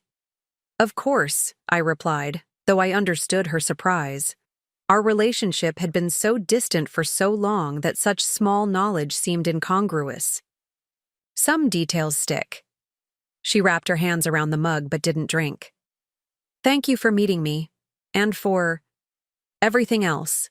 The last few days have been—" She trailed off, seemingly unable to find adequate words. "Overwhelming," I supplied. "Disorienting." "Exactly." She nodded emphatically. "I've spoken with your lawyer friend." "Diane?" She explained everything so clearly, the mortgage, the property issues, the potential consequences. No one has ever broken down financial matters for me like that. Usually, I get patted on the head and told not to worry about the details. This didn't surprise me. Our parents had established early patterns with both of us. I was assigned capability and independence, often to the point of isolation, while Vanessa was assigned creativity and emotional needs, often to the point of infantilization. We'd each been placed in boxes that limited us in different ways. Diane is excellent at making complex matters understandable, I acknowledged. What are your thoughts after speaking with her? Vanessa took a sip of her latte, then set it down decisively. I want out of this mess. I want to return the cottage, renounce ownership, whatever it takes. I never asked for a property with $500,000 in debt attached to it. Her clarity surprised me. I'd expected perhaps tears or dramatic declarations about family betrayal. Instead, she was focused and pragmatic. That's certainly an option, I said carefully. Though there are legal complexities to consider. The deed transfer is already complete, and simply returning ownership to Mom and Dad wouldn't necessarily resolve the financial issues. That's what Diane explained. Vanessa nodded. She mentioned something about potential fraudulent conveyance issues since the transfer happened so close to Mom's diagnosis, and how the mortgage itself might involve misrepresentation to lenders. I blinked, genuinely impressed by her grasp of the situation. Yes, exactly. These complications extend beyond simple property ownership. So, what do we do? She asked, directly. Diane outlined some options, but she said I should discuss them with you since we're both affected. I sipped my Americano, considering her question carefully. The fact that she was approaching this as a collaborative problem rather than an opportunity for drama represented significant growth. I think we need to decide what matters most to us, I said finally. Is it preserving the cottage itself, protecting Mom and Dad from potential legal consequences, minimizing our own financial exposure? Each priority suggests different strategies. Vanessa twirled a strand of hair around her finger, a childhood habit I hadn't seen in years. I used to think Cedar Point was just a moldy old cottage that Dad was weirdly attached to, but these past few days, I've been remembering things. Like how Mom would let us stay up late watching the stars from the dock, or those blueberry pancakes she only ever made at the lake. I nodded, my own memories surfacing. The specific quality of morning light through the east windows, the sound of water lapping against the shore during thunderstorms, the smell of old books in the attic where I'd spent countless rainy afternoons. It matters to both of us, I acknowledged, but the cottage as it exists now isn't the one we remember. It's been compromised, financially and physically. Diane mentioned something about the property's true value not being financial, Vanessa said hesitantly. That resonated with me. I've been thinking about what Cedar Point really means to our family beyond the real estate. Her insight surprised me again. Perhaps I'd underestimated my sister all these years, assuming her financial dependence reflected a lack of depth or perception. The memories, I suggested. The connection to something stable in a changing world. Exactly. She leaned forward earnestly. And that's what I realize I can't lose. Not the physical building, but what it represents. Our family history, the good parts of growing up, the one place where we sometimes felt like a normal family. I understood exactly what she meant. Cedar Point had been the setting for the rare moments when our family dynamics relaxed enough for genuine connection, when my father set aside his judge's demeanor to teach us how to fish, when my mother sang in the kitchen without worrying, about neighborhood impressions, when Vanessa and I built elaborate sandcastles without competition or comparison. So if preserving those aspects is our priority, I said thoughtfully, we need a solution that honors the cottage's emotional significance without perpetuating the financial deception. Vanessa nodded vigorously. That's what I was thinking, and I had an idea, but it might sound crazy. I'm open to crazy ideas at this point, I assured her. She took a deep breath. What if we sold Cedar Point, the actual physical property, and used part of whatever we can get for it to buy something else? Something smaller, more manageable, but still on the lake? Something that could be a fresh start for family gatherings without all the baggage? I sat back, genuinely surprised by the practicality of her suggestion. That's actually a reasonable approach. The current cottage needs extensive repairs we can't afford, and the mortgage exceeds its value. A clean break might be the most sensible option. We could find a place without stairs for Mom, Vanessa continued, warming to her idea. Something single level that would be easier for her as her health declines, and maybe with fewer maintenance headaches. I found myself nodding along. We'd need to address the current mortgage first, negotiate with the lender given the valuation issues. Diane thinks we have leverage there since the original appraisal was questionable. And we'd need to confront Mom and Dad, Vanessa added, her enthusiasm dimming slightly. They're not going to like this idea. No, I agreed. They won't. But continuing the current arrangement isn't sustainable for anyone. We spent the next hour outlining a plan, moving from coffee to shared appetizers as our discussion extended into dinner time. Vanessa proved surprisingly thoughtful about financial considerations, while I found myself increasingly appreciative of her insights about our parents' emotional needs and how to address them compassionately. There's one more thing, Vanessa said hesitantly as we finished our impromptu meal. I need to tell you something I'm not proud of. I steeled myself, wondering if we were about to hit a familiar pattern. Vanessa creating drama, then seeking rescue. I knew about the first land sale, she admitted, not meeting my eyes. Back in 2010, when Dad helped me start the boutique, he told me the money came from selling unused acreage at Cedar Point. I didn't ask questions because I was so desperate to prove myself with that business. I knew how much the property meant to you, but I let my own needs take priority. Her honesty caught me off guard. Thank you for telling me that. I should have told you years ago, she continued. Just like I should have built a real business, instead of playing entrepreneur with Dad's money. Maybe if I'd actually succeeded at something, they wouldn't have kept carving up Cedar Point to bail me out. The self-awareness in her statement was both surprising and moving. I reached across the table and briefly touched her hand, a gesture of connection so unusual between us that she looked up in shock. We've both been playing roles assigned to us long ago, I said quietly. Me as the self-sufficient one who needs nothing. You as the dependent one who needs everything. Neither role was entirely our choice, and neither has served us well. Tears filled her eyes.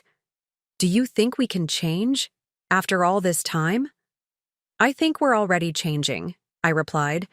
Honestly, this conversation wouldn't have been possible a month ago.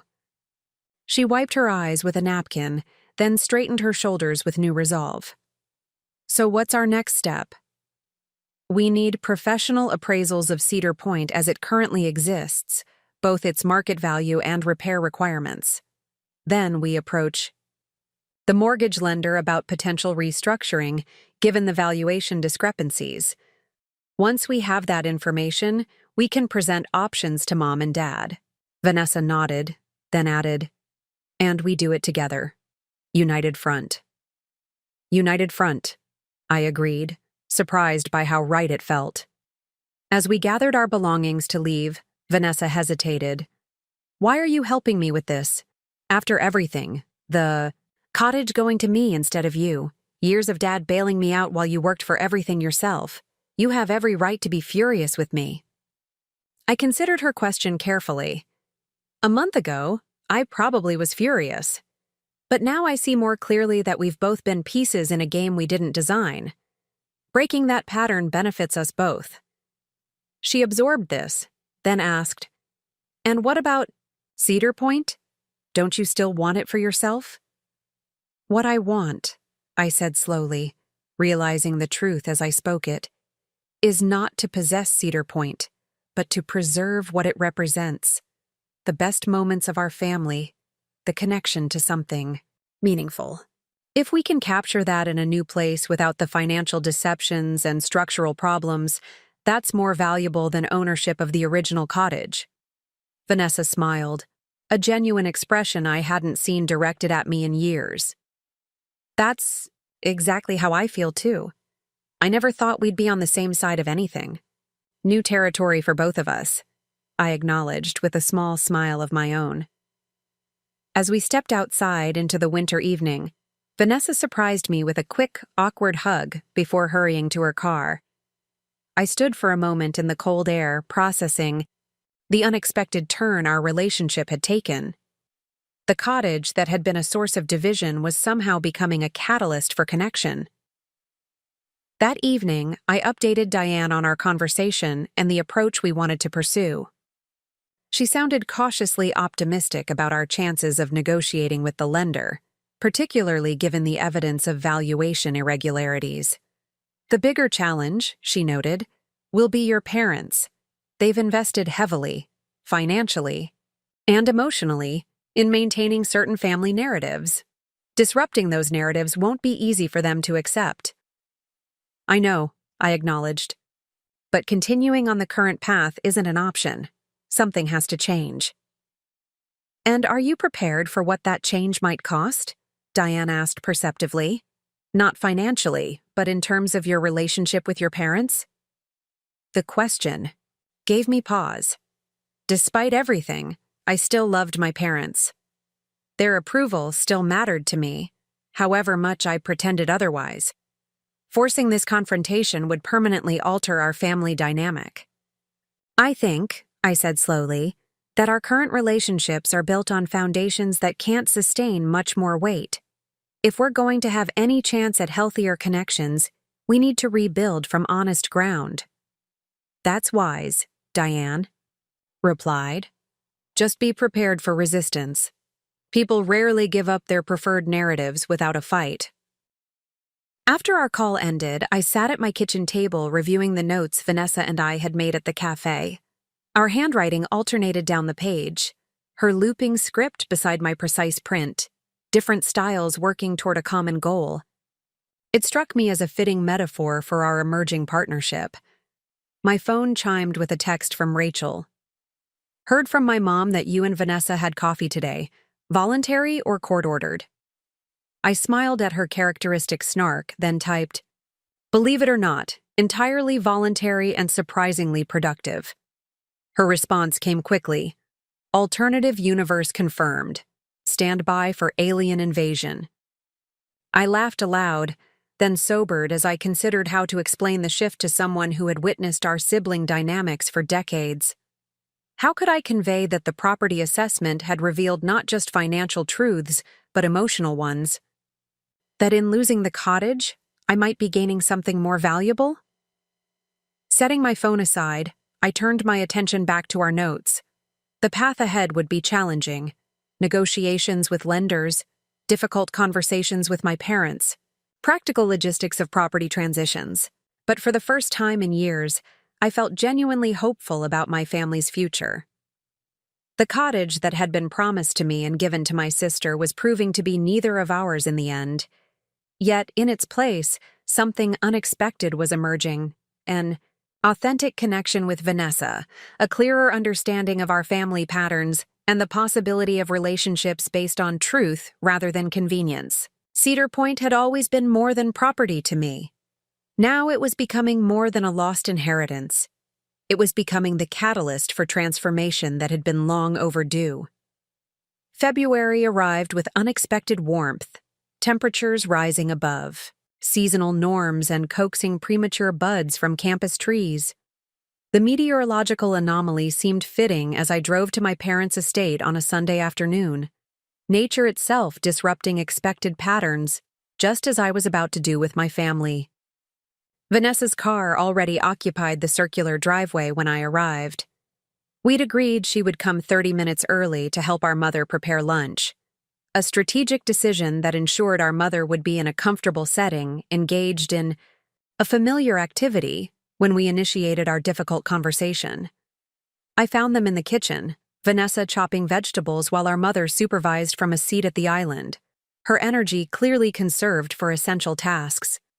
Olivia, my mother greeted me with a smile that contained equal parts warmth and wariness.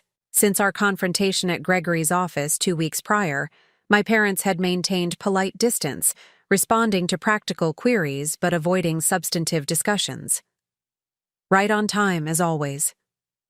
I kissed her cheek, noting the increased prominence of bone beneath thinning skin. Can I help with anything? We're just finishing up, Vanessa replied, sliding diced peppers into a colorful salad. She met my eyes briefly, a silent confirmation passing between us. We were ready. My father emerged from his study as we carried dishes to the dining room. Olivia, he acknowledged with a nod. The formality between us had intensified since Gregory's office, his manner suggesting a witness preparing for cross-examination rather than a father greeting his daughter. Lunch proceeded with practiced civility, discussions of weather, my mother's garden plans for spring, an upcoming exhibit at Vanessa's gallery. The careful avoidance of substantive topics created a tension that hummed beneath mundane conversation. I waited until we'd finished the main course before glancing at Vanessa, receiving her slight nod. Mom, Dad, I began, setting down my napkin. With deliberate care, Vanessa and I would like to discuss something important with you both, about Cedar Point. My father's expression immediately hardened, while my mother's hand moved instinctively to her throat, a gesture of anxiety I recognized from childhood confrontations. We've already addressed that matter, my father stated flatly. Not completely, Vanessa countered with surprising steadiness. Olivia and I have been talking extensively about the cottage situation. We've consulted with financial and legal advisors, and we've developed what we believe is the best path forward. The role reversal was striking, Vanessa speaking with calm authority while I remained momentarily silent. My father registered the shift with narrowed eyes, his gaze moving between us as if recalculating a familiar equation with unexpected variables. You've been conspiring, he said finally, the word deliberately provocative. Collaborating, I corrected gently, as family members with shared concerns and shared history. My mother reached for my father's hand. Richard, please, let's hear what they have to say. He subsided with visible reluctance, gesturing for us to continue. I opened the portfolio I'd brought, extracting neatly organized documents. We've had Cedar Point professionally reassessed, current market value, estimated repair costs, and financial obligations. We've also consulted with mortgage specialists about the existing loan situation. I placed the executive summary before them. My father didn't touch it, but my mother pulled it closer, squinting slightly as she scanned the figures. This can't be right, she murmured. $320,000 current value. The cottage is worth at least twice that. The original property would have been, I acknowledged. But after 3 subdivisions and years of deferred maintenance, this is the realistic market assessment. My father's jaw tightened, but he remained silent. And the $475,000 mortgage exceeds that value significantly, Vanessa added, creating what's called an underwater property, where the debt is greater than the asset's worth. My mother looked genuinely confused. But Gregory assured us the mortgage was a strategic financial move, for tax purposes and estate planning. Gregory's advice was problematic, I said carefully. The mortgage application appears to have been based on property boundaries that no longer exist, which raises serious legal concerns. My father's hand closed into a fist on the table. Are you accusing Gregory of impropriety? He's been our family attorney for decades. We're stating facts, I replied evenly. The mortgage documentation includes property descriptions that don't match current reality. Whether that was deliberate, misrepresentation, or careless error, the consequence is the same. Vanessa now owns a property with debt far exceeding its value. And I can't afford the payments, Vanessa added quietly. Not now, not in the future. When you and Mom can no longer cover them, I'll face foreclosure. My mother's eyes filled with tears. We were trying to secure your future, darling. To make sure you had something of value when we're gone.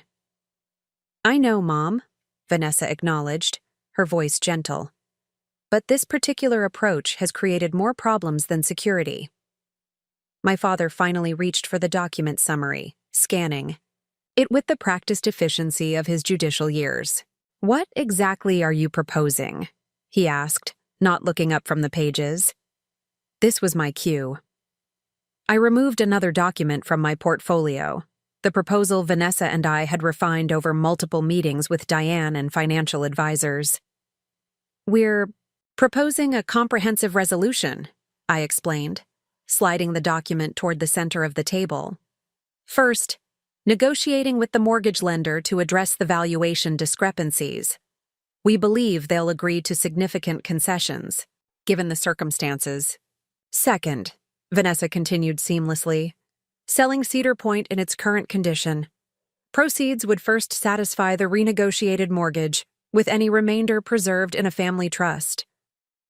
My father's expression darkened. Sell Cedar Point?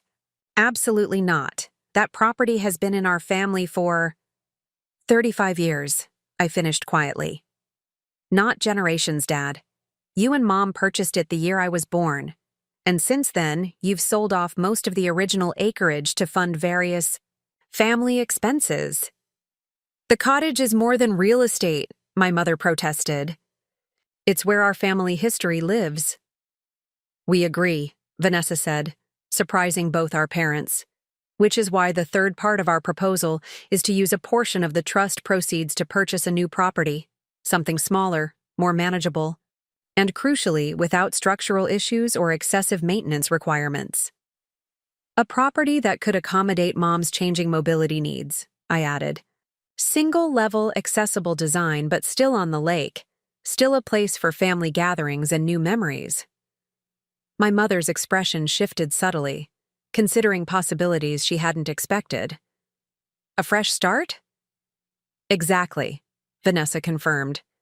We don't want to lose what Cedar Point represents to our family. We just believe the physical structure and its financial complications have become unsustainable. My father pushed back from the table, his chair scraping against hardwood floors. This is preposterous. You want us to sell a family legacy and replace it with, what?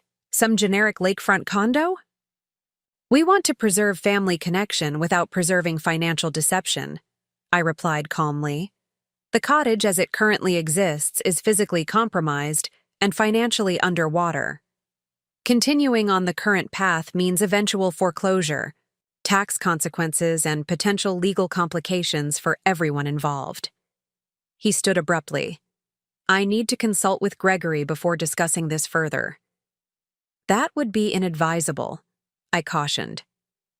Given his involvement in creating the current situation, there's a significant conflict of interest.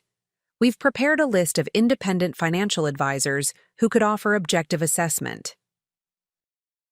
My father's face flushed with anger, or perhaps something deeper. For the first time, I recognized an emotion I'd rarely associated with him. Fear. Beneath his authoritative exterior, my father was afraid of losing control, of acknowledging mistakes, of facing a future different from what he'd envisioned. My mother reached for his hand again. Richard, please sit down. Let's hear them out completely before deciding anything. The gentle request accomplished what my logical arguments couldn't.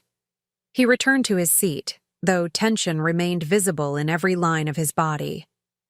The fourth component of our proposal, I continued, addresses how to manage family decision-making moving forward. We're suggesting a more collaborative approach, regular family meetings with transparent information sharing, professional financial guidance for significant decisions, and clear documentation of agreements. Family by committee? My father's tone dripped skepticism. That's hardly efficient. Maybe efficiency isn't the highest value when it comes to family, Vanessa suggested quietly. Maybe transparency and mutual respect matter more. My mother looked at her with surprise and something like dawning pride. Vanessa, I've never heard you speak this way before. Vanessa shrugged slightly, a flush coloring her cheeks. I've done a lot of thinking these past weeks, about patterns I've participated in without questioning, about always being the family member who needs rescuing. And I've been examining my own role, I added, the independent daughter who needed nothing, who handled everything myself rather than risk disappointing anyone by asking for help. My mother's eyes moved between us, something new dawning in her expression. You two have truly been talking. We have, Vanessa confirmed. Really talking, maybe for the first time as adults, and we've realized we want something different for our family moving forward. My father remained silent, his expression unreadable as he studied the proposal before him. We've included a timeline, I noted, turning to the final page, with decision points, professional consultations, and target dates. We're not asking for immediate agreement today, just commitment to exploring these options in good faith. My mother touched the timeline gently. This is so thorough. Olivia's influence, Vanessa said with a small smile. I wanted to storm in with demands. She insisted on comprehensive planning. The moment of sisterly acknowledgement hung in the air, unusual enough to momentarily disrupt the tension. My father finally spoke, his voice measured. I will review this proposal carefully, but I want to be absolutely clear. Any decisions about Cedar Point and family financial matters remain ultimately with your mother and me. We are still the parents in this family. Rather than argue the point directly, I nodded. We recognize your authority. We're asking you to exercise it with full information and with consideration for long-term consequences that affect all of us. He studied me for a long moment, not with the dismissive assessment I'd grown accustomed to, but with something closer to genuine evaluation. You've changed, Olivia. Perhaps, I acknowledged. Or perhaps I'm finally expressing aspects of myself that have always been there just beneath the surface. My mother reached across the table and took my hand, then Vanessa's, creating a physical connection between us. I'm proud of you both, she said softly, for working together, for caring about our family's future. The simple praise landed with unexpected weight. How long had it been since either of us had heard those words from her? How desperately had we both worked, in our different ways, to earn such straightforward approval? We'll need some time, my father stated, closing the proposal folder with deliberate care. To review everything thoroughly and consult with advisors, independent ones, he added, acknowledging my earlier point. I suggest we reconvene in 2 weeks to discuss next steps. It was more than I'd hoped for, a commitment to consideration rather than outright rejection. Thank you, I said simply. That seems reasonable. As we cleared the lunch dishes, a strained but not hostile silence settled over the kitchen. My mother insisted on making coffee, though the effort clearly taxed her limited energy. As she handed me a steaming mug, she leaned close. Is it true, she whispered, about the mortgage being more than the cottage is worth? I nodded, keeping my voice equally low. Unfortunately, yes. The documentation is all in the report. She closed her eyes briefly. Your father trusted Gregory completely. We both did. I know, Mom, I said gently. That's why we're seeking independent advice moving forward. She looked at me with sudden clarity. You're trying to protect us too, aren't you? Not just Vanessa. The perceptiveness of her question caught me off guard. I'm trying to find a solution that works for everyone, that prevents further damage while preserving what matters most. She touched my cheek briefly, a gesture so maternal, so unlike Our usual carefully moderated interactions, that I felt an unexpected tightness in my throat. "You've always been our rock," she said, echoing her words from our previous conversation. But this time she added, "I'm sorry if we took that strength for granted." As Vanessa and I prepared to leave an hour later, my father emerged from his study where he'd retreated with our proposal. His expression remained guarded but less hostile than earlier. "I've scheduled a meeting with Franklin Stevens," he announced. "Financial advisor from Meridian Group, independent, as you suggested." The concession, small but significant, signaled willingness to engage with the process. "That's excellent," I acknowledged. "Would you like Vanessa or me to attend?" He hesitated, then nodded curtly. "That might be helpful. I'll have Catherine send the details." In the driveway, Vanessa and I paused by our cars. "That went better than I expected," she admitted. "I was prepared for Dad to throw us out after the first mention of selling Cedar Point." "He's processing," I replied. "The fact that he's seeking independent financial advice is a promising sign." "Do you think they'll actually agree to the plan?" I considered the question carefully. "Not immediately, and probably not without modifications. But I think they recognize the current situation is untenable. That's a starting point." Vanessa leaned against her car door, unexpected vulnerability crossing her features. "What if they don't agree? What if Dad digs in his heels and refuses? Any compromise?" It was a legitimate concern. Our father's stubbornness was legendary, his pride substantial. "Then we'll face that challenge when it comes," I said honestly. "But remember, the property is legally in your name now. If necessary, you have options they can't override." She nodded, absorbing this reality. "It feels strange, having leverage with them after a lifetime of dependency." "Change always feels strange at first," I observed, "but not necessarily bad." As we parted ways, I realized the truth of my own statement. The shifting dynamics in our family, Vanessa stepping into greater accountability, my parents facing necessary reckonings, my own emergence from rigid self-sufficiency, felt unfamiliar but also somehow right. Like muscles long held in unnatural positions finally allowed to find proper alignment. The cottage that had catalyzed these changes might not remain in our family. The physical structure might pass to new owners who would never know its history of summer thunderstorms witnessed from the screened porch, of blueberry pancakes on Sunday mornings, of two sisters building sandcastles without competition or comparison. But what mattered, the connections, the shared history, the possibility of healthier patterns moving forward, wasn't contingent on retaining those weathered shingles and creaking floorboards. Those elements could find new expression in different surroundings, perhaps even more authentically without the weight of financial deception and structural decay. As I drove away from my parents' estate, I felt neither triumph nor anxiety about the conversation's outcome. Instead, I experienced something rarer and more valuable. The quiet certainty that regardless of Cedar Point's ultimate fate, something essential had already been reclaimed. My own voice, my relationship with my sister, and the possibility of family connections based on truth rather than convenience. The property assessment had revealed far more than financial realities.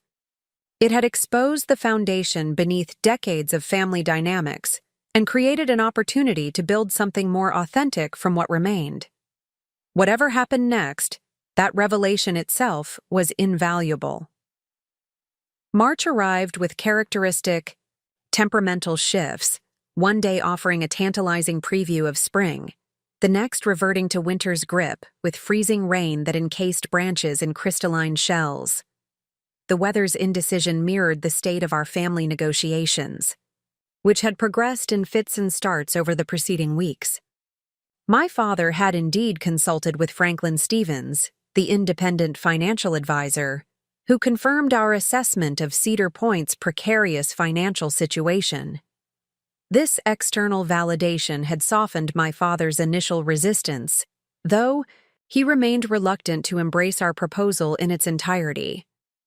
My mother, meanwhile, had grown increasingly supportive of exploring alternatives, particularly after visiting several single-level properties with Vanessa that would better accommodate her declining mobility. Today marked a significant step in our family's evolving conversation. At my father's suggestion, we had arranged to visit Cedar Point together, the first time all four of us would be at the cottage simultaneously since the previous summer.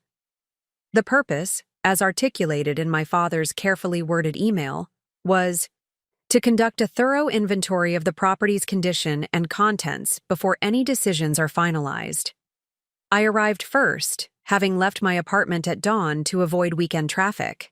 The cottage looked particularly vulnerable in the gray, March light, its weathered shingles dark with moisture, shutters rattling slightly in the lake wind. I used my key to unlock the front door, then hesitated before entering. Despite having visited recently with Martin for the assessment, something felt different today. Perhaps it was knowing my family would soon join me, or perhaps it was the growing certainty that our collective relationship with this property was fundamentally changing. The interior greeted me with familiar musty coolness. I methodically opened windows despite the chill, allowing fresh air to circulate through rooms that had been closed since autumn. In the kitchen, I wiped down countertops and started a pot of coffee, grateful for the small supply of essentials we always kept stocked. My phone chimed with a text from Vanessa. On our way. Mom insisting we stop for muffins, Dad silent but driving faster than usual. I smiled at the update. My sister's increasing perceptiveness about family dynamics continued to surprise me. Or perhaps she'd always been observant, and I'd simply failed to notice beneath her carefully maintained persona of carefree irresponsibility. While waiting for their arrival, I began a preliminary inventory, notepad in hand. The cottage furnishings represented decades of accumulated items, some valuable antiques, others merely sentimental, still others simply outdated and worn. If we proceeded with selling the property, decisions would need to be made about each piece. In the main living area, I cataloged the oversized leather sofa, purchased during a brief period when my father envisioned hosting colleagues for weekend retreats. The mismatched armchairs, one inherited from my grandmother, the other a garage, sale find my mother had reupholstered, and the oak coffee table bearing 3 decades of water rings and board game marathons. The built-in bookshelves along the north wall held an eclectic library. Legal volumes my father had ostensibly brought for working vacations but rarely opened. My mother's collection of historical novels, navigational guides to the lake, and dozens of paperbacks left behind by various family members and guests over the years. I ran my fingers along their spines, remembering rainy afternoons spent discovering new worlds without leaving the window seat. Moving to the dining area, I noted the pine table that had hosted countless meals, its surface marred by small burns from candles left too long, and a distinct watermark shaped like Florida, the result of a particularly competitive Monopoly game. When I was 12 and Vanessa 10, ending with upended glassware and rare family laughter, the methodical inventory provided a buffer against encroaching sentimentality. I was describing the condition of dining chairs, 4 original, 3 replacement, all requiring reupholstering, when the sound of tires on gravel announced my family's arrival. I stepped onto the porch as my father's car pulled up, watching as he helped my mother navigate the uneven path to the cottage. Vanessa followed, carrying a bakery box and what appeared to be property documents in a manila folder. "Heat's on," I called by way of greeting. "Coffee's ready too." My mother smiled appreciatively as she reached the steps. "Always prepared," she said, her breath visible in the March air. "The house already looks less gloomy with the windows open." My father nodded a greeting as he passed, his expression guarded, yet lacking the defensiveness I'd anticipated. Inside, we engaged in the familiar choreography of settling in, Coats hung on designated hooks, my mother arranging muffins on a plate while Vanessa poured coffee, my father making his customary circuit of the house to check windows and doors, despite having just entered. "Where shall we start?" my mother asked once we'd gathered around the dining table, steaming mugs before us. "I've begun an inventory of furnishings," I replied, gesturing to my notepad. "But perhaps we should first establish our goals for today's visit." My father cleared his throat. "I believe we need 3 things: a comprehensive understanding of the property's current condition, an inventory of contents with decisions about their disposition, and—" he hesitated slightly, "a clear-eyed assessment of whether this structure can be salvaged in a financially responsible manner." The last point represented significant evolution in his thinking. 2 weeks earlier, he had still been arguing for renovation rather than sale. Franklin's report was quite definitive about the financial realities, my mother added gently, her hand resting briefly on my father's arm. "Indeed," he acknowledged, the admission clearly costing him something. "Though I still maintain there's value beyond financial calculations." "We agree," Vanessa said, surprising both our parents again with her alignment with me. "That's why we're proposing relocating the essence of Cedar Point rather than simply abandoning it." My father's eyebrows rose slightly. "Essence? That sounds rather abstract for a property discussion." "Not at all," I countered. "We're talking about preserving what matters most: the tradition of family gatherings, lakeside memories, a place that exists outside normal routines and roles. Those aspects aren't dependent on this specific structure." My mother nodded slowly. "I've been thinking about that since viewing those other properties with Vanessa. A fresh start might actually be liberating." My father looked as if he might object, then subsided. "Let's proceed with the inventory and assessment. Theoretical discussions should be grounded in practical realities." We divided responsibilities efficiently, my father and I documenting structural issues while my mother and Vanessa cataloged furnishings and personal items. For the next 2 hours, we worked methodically through the cottage, our separate clipboards filling with notes, measurements, and decisions. In the master bedroom, my father paused by the window overlooking the lake. "I first saw this view in 1986, he said unexpectedly. The realtor had shown us 3 other properties that day, all newer, all requiring less work. But when I stood at this window—" He trailed off, uncharacteristically reflective. "You could see the potential," I suggested. He nodded. "Not just for a vacation home, for a legacy, somewhere that would remain in the family for generations."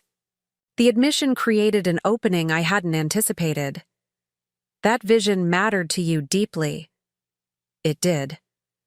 His gaze remained fixed on the lake, where ice had begun breaking up near the shore, creating a marbled pattern of dark water and remaining white. Perhaps I've held too tightly to the physical manifestation of that vision. The concession, subtle but significant, hung between us. I chose my next words carefully. "Legacy takes many forms. Cedar Point has given our family 3 decades of memories and connections. That doesn't diminish if we transition to a different property." He turned from the window, regarding me with unexpected clarity. "When did you become so diplomatic, Olivia? You've always been direct to the point of bluntness." The observation caught me off guard. "Perhaps I've learned that effectiveness sometimes requires adaptation," I replied finally. "Directness without consideration rarely achieves desired outcomes." A hint of approval crossed his features, a lesson many attorneys never master. Coming from him, this constituted high praise. We returned to our assessment, but something had shifted subtly in our interaction, a new quality of mutual recognition that felt unfamiliar, yet promising. Meanwhile, in the living room, Vanessa had uncovered something unexpected. "Olivia," she called, her voice tinged with excitement.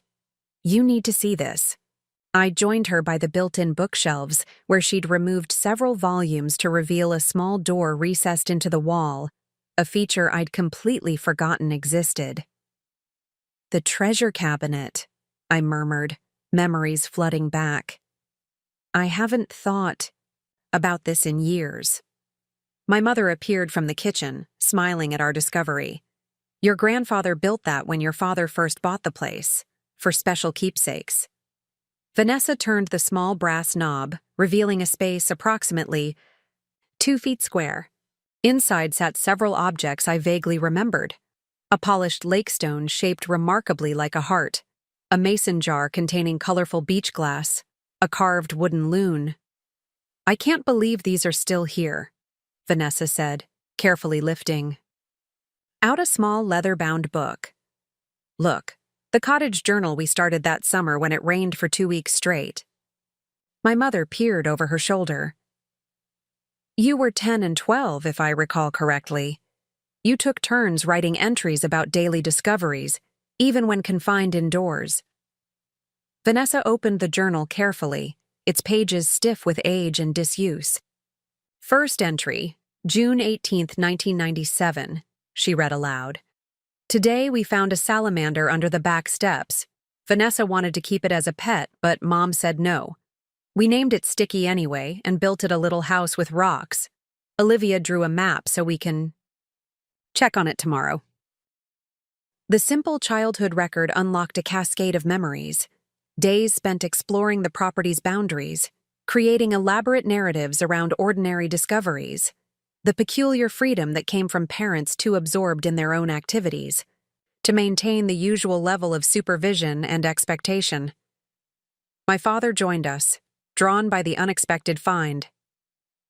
"I'd forgotten about that cabinet," he admitted, peering at the collected treasures. "Your grandfather was convinced every family home needed secret spaces." "There's more," Vanessa said, reaching deeper into the cabinet. She withdrew a manila envelope, yellowed with age, its flap secured with a string closure. "This looks important." My mother frowned slightly. "I don't remember seeing that before." Vanessa carefully unwound the string and opened the envelope. Inside were several folded documents and a collection of photographs. She spread them on the coffee table, where we gathered to examine them. The first document was a letter, dated April 1987, addressed to my father from his father, my grandfather, who had passed away before I was old enough to form lasting memories of him. Vanessa began reading aloud. "Dear Richard, with this letter, I'm enclosing my contribution to your new lake property. While I cannot offer substantial financial assistance, I can provide something perhaps more valuable: perspective. This cottage represents more than a vacation home or investment. It offers the rare opportunity to create a space outside normal constraints, where family members can discover aspects of themselves and each other often hidden in everyday life." The letter continued for several pages, offering thoughtful reflection on the meaning of family retreats, the importance of creating spaces where roles could be temporarily suspended, and specific suggestions for fostering genuine connection rather than merely proximity. "I had no idea Grandpa wrote this," Vanessa murmured, looking up from the final page. "It's beautiful." My father's expression had grown increasingly complex as she read, surprise giving way to recognition and then to something approaching reverence. "My father was not generally given to sentimentality," he said quietly. "This letter represents a rare articulation of his deeper thoughts. He understood exactly what makes a place like Cedar Point valuable," I observed. "And it has nothing to do with the physical structure or property boundaries." My mother gently sorted through the accompanying photographs, faded images of my grandfather as a young man at various lakeside locations, family gatherings from decades past, and finally, construction pictures of Cedar Point in its early days. One showed my grandfather and father working together on the dock, both in shirt sleeves, their postures notably similar despite the generational gap. "He helped build this place," my mother commented, studying the image. "I'd forgotten that. He drove up every weekend that first summer to work alongside Richard. My father took the photograph, his expression softening further. He was 72 that year, insisted on being involved despite his arthritis, said he wanted to literally have a hand in building our family legacy. The discovery of these forgotten artifacts, particularly my grandfather's letter, created a new dimension to our conversation about Cedar Point's future. His words had articulated precisely what Vanessa and I had been trying to convey, that the property's true value lay not in its physical form, but in its function as a space where family connections could flourish outside normal constraints. I think, my father said finally, returning the photograph to the table, that my father would understand the necessity of adapting to changing circumstances. He was nothing if not practical beneath his occasional philosophical musings. This concession, linking our proposed changes to his father's values, represented significant evolution in his thinking. My mother reached for his hand, squeezing it gently in silent support. Perhaps, Vanessa suggested, we could create a similar cabinet in whatever new place we find, to house these treasures and continue the tradition. My father nodded slowly. That would be appropriate. As we carefully returned the journal and artifacts to their hidden cabinet for safekeeping, I felt a shift in the cottage's atmosphere, as if the space itself had participated in our discussion, revealing exactly what we needed to move conversations forward. The property assessment that had initiated this journey had revealed financial facts, but today's unexpected discovery had revealed something equally important: the emotional truth that connected generations, the legacy that could transition even as physical structures changed. When we gathered again at the dining table to consolidate our notes and observations, the conversation had transformed. Less about what might be lost, and more about what could be preserved and even enhanced through thoughtful transition. Cedar Point Cottage had been promised to me, then given to my sister, then revealed as a financially compromised shadow of its former self. But the secret cabinet's contents suggested that perhaps the true inheritance had never been the property at all, but rather the connections and traditions it had fostered. Assets that could move with us, growing stronger through deliberate care rather than diminishing through neglect. Up next, you've got 2 more standout stories right on your screen. If this one hit the mark, you won't want to pass these up. Just click and check them out, and don't forget to subscribe and turn on the notification bell so you don't miss any upload from us.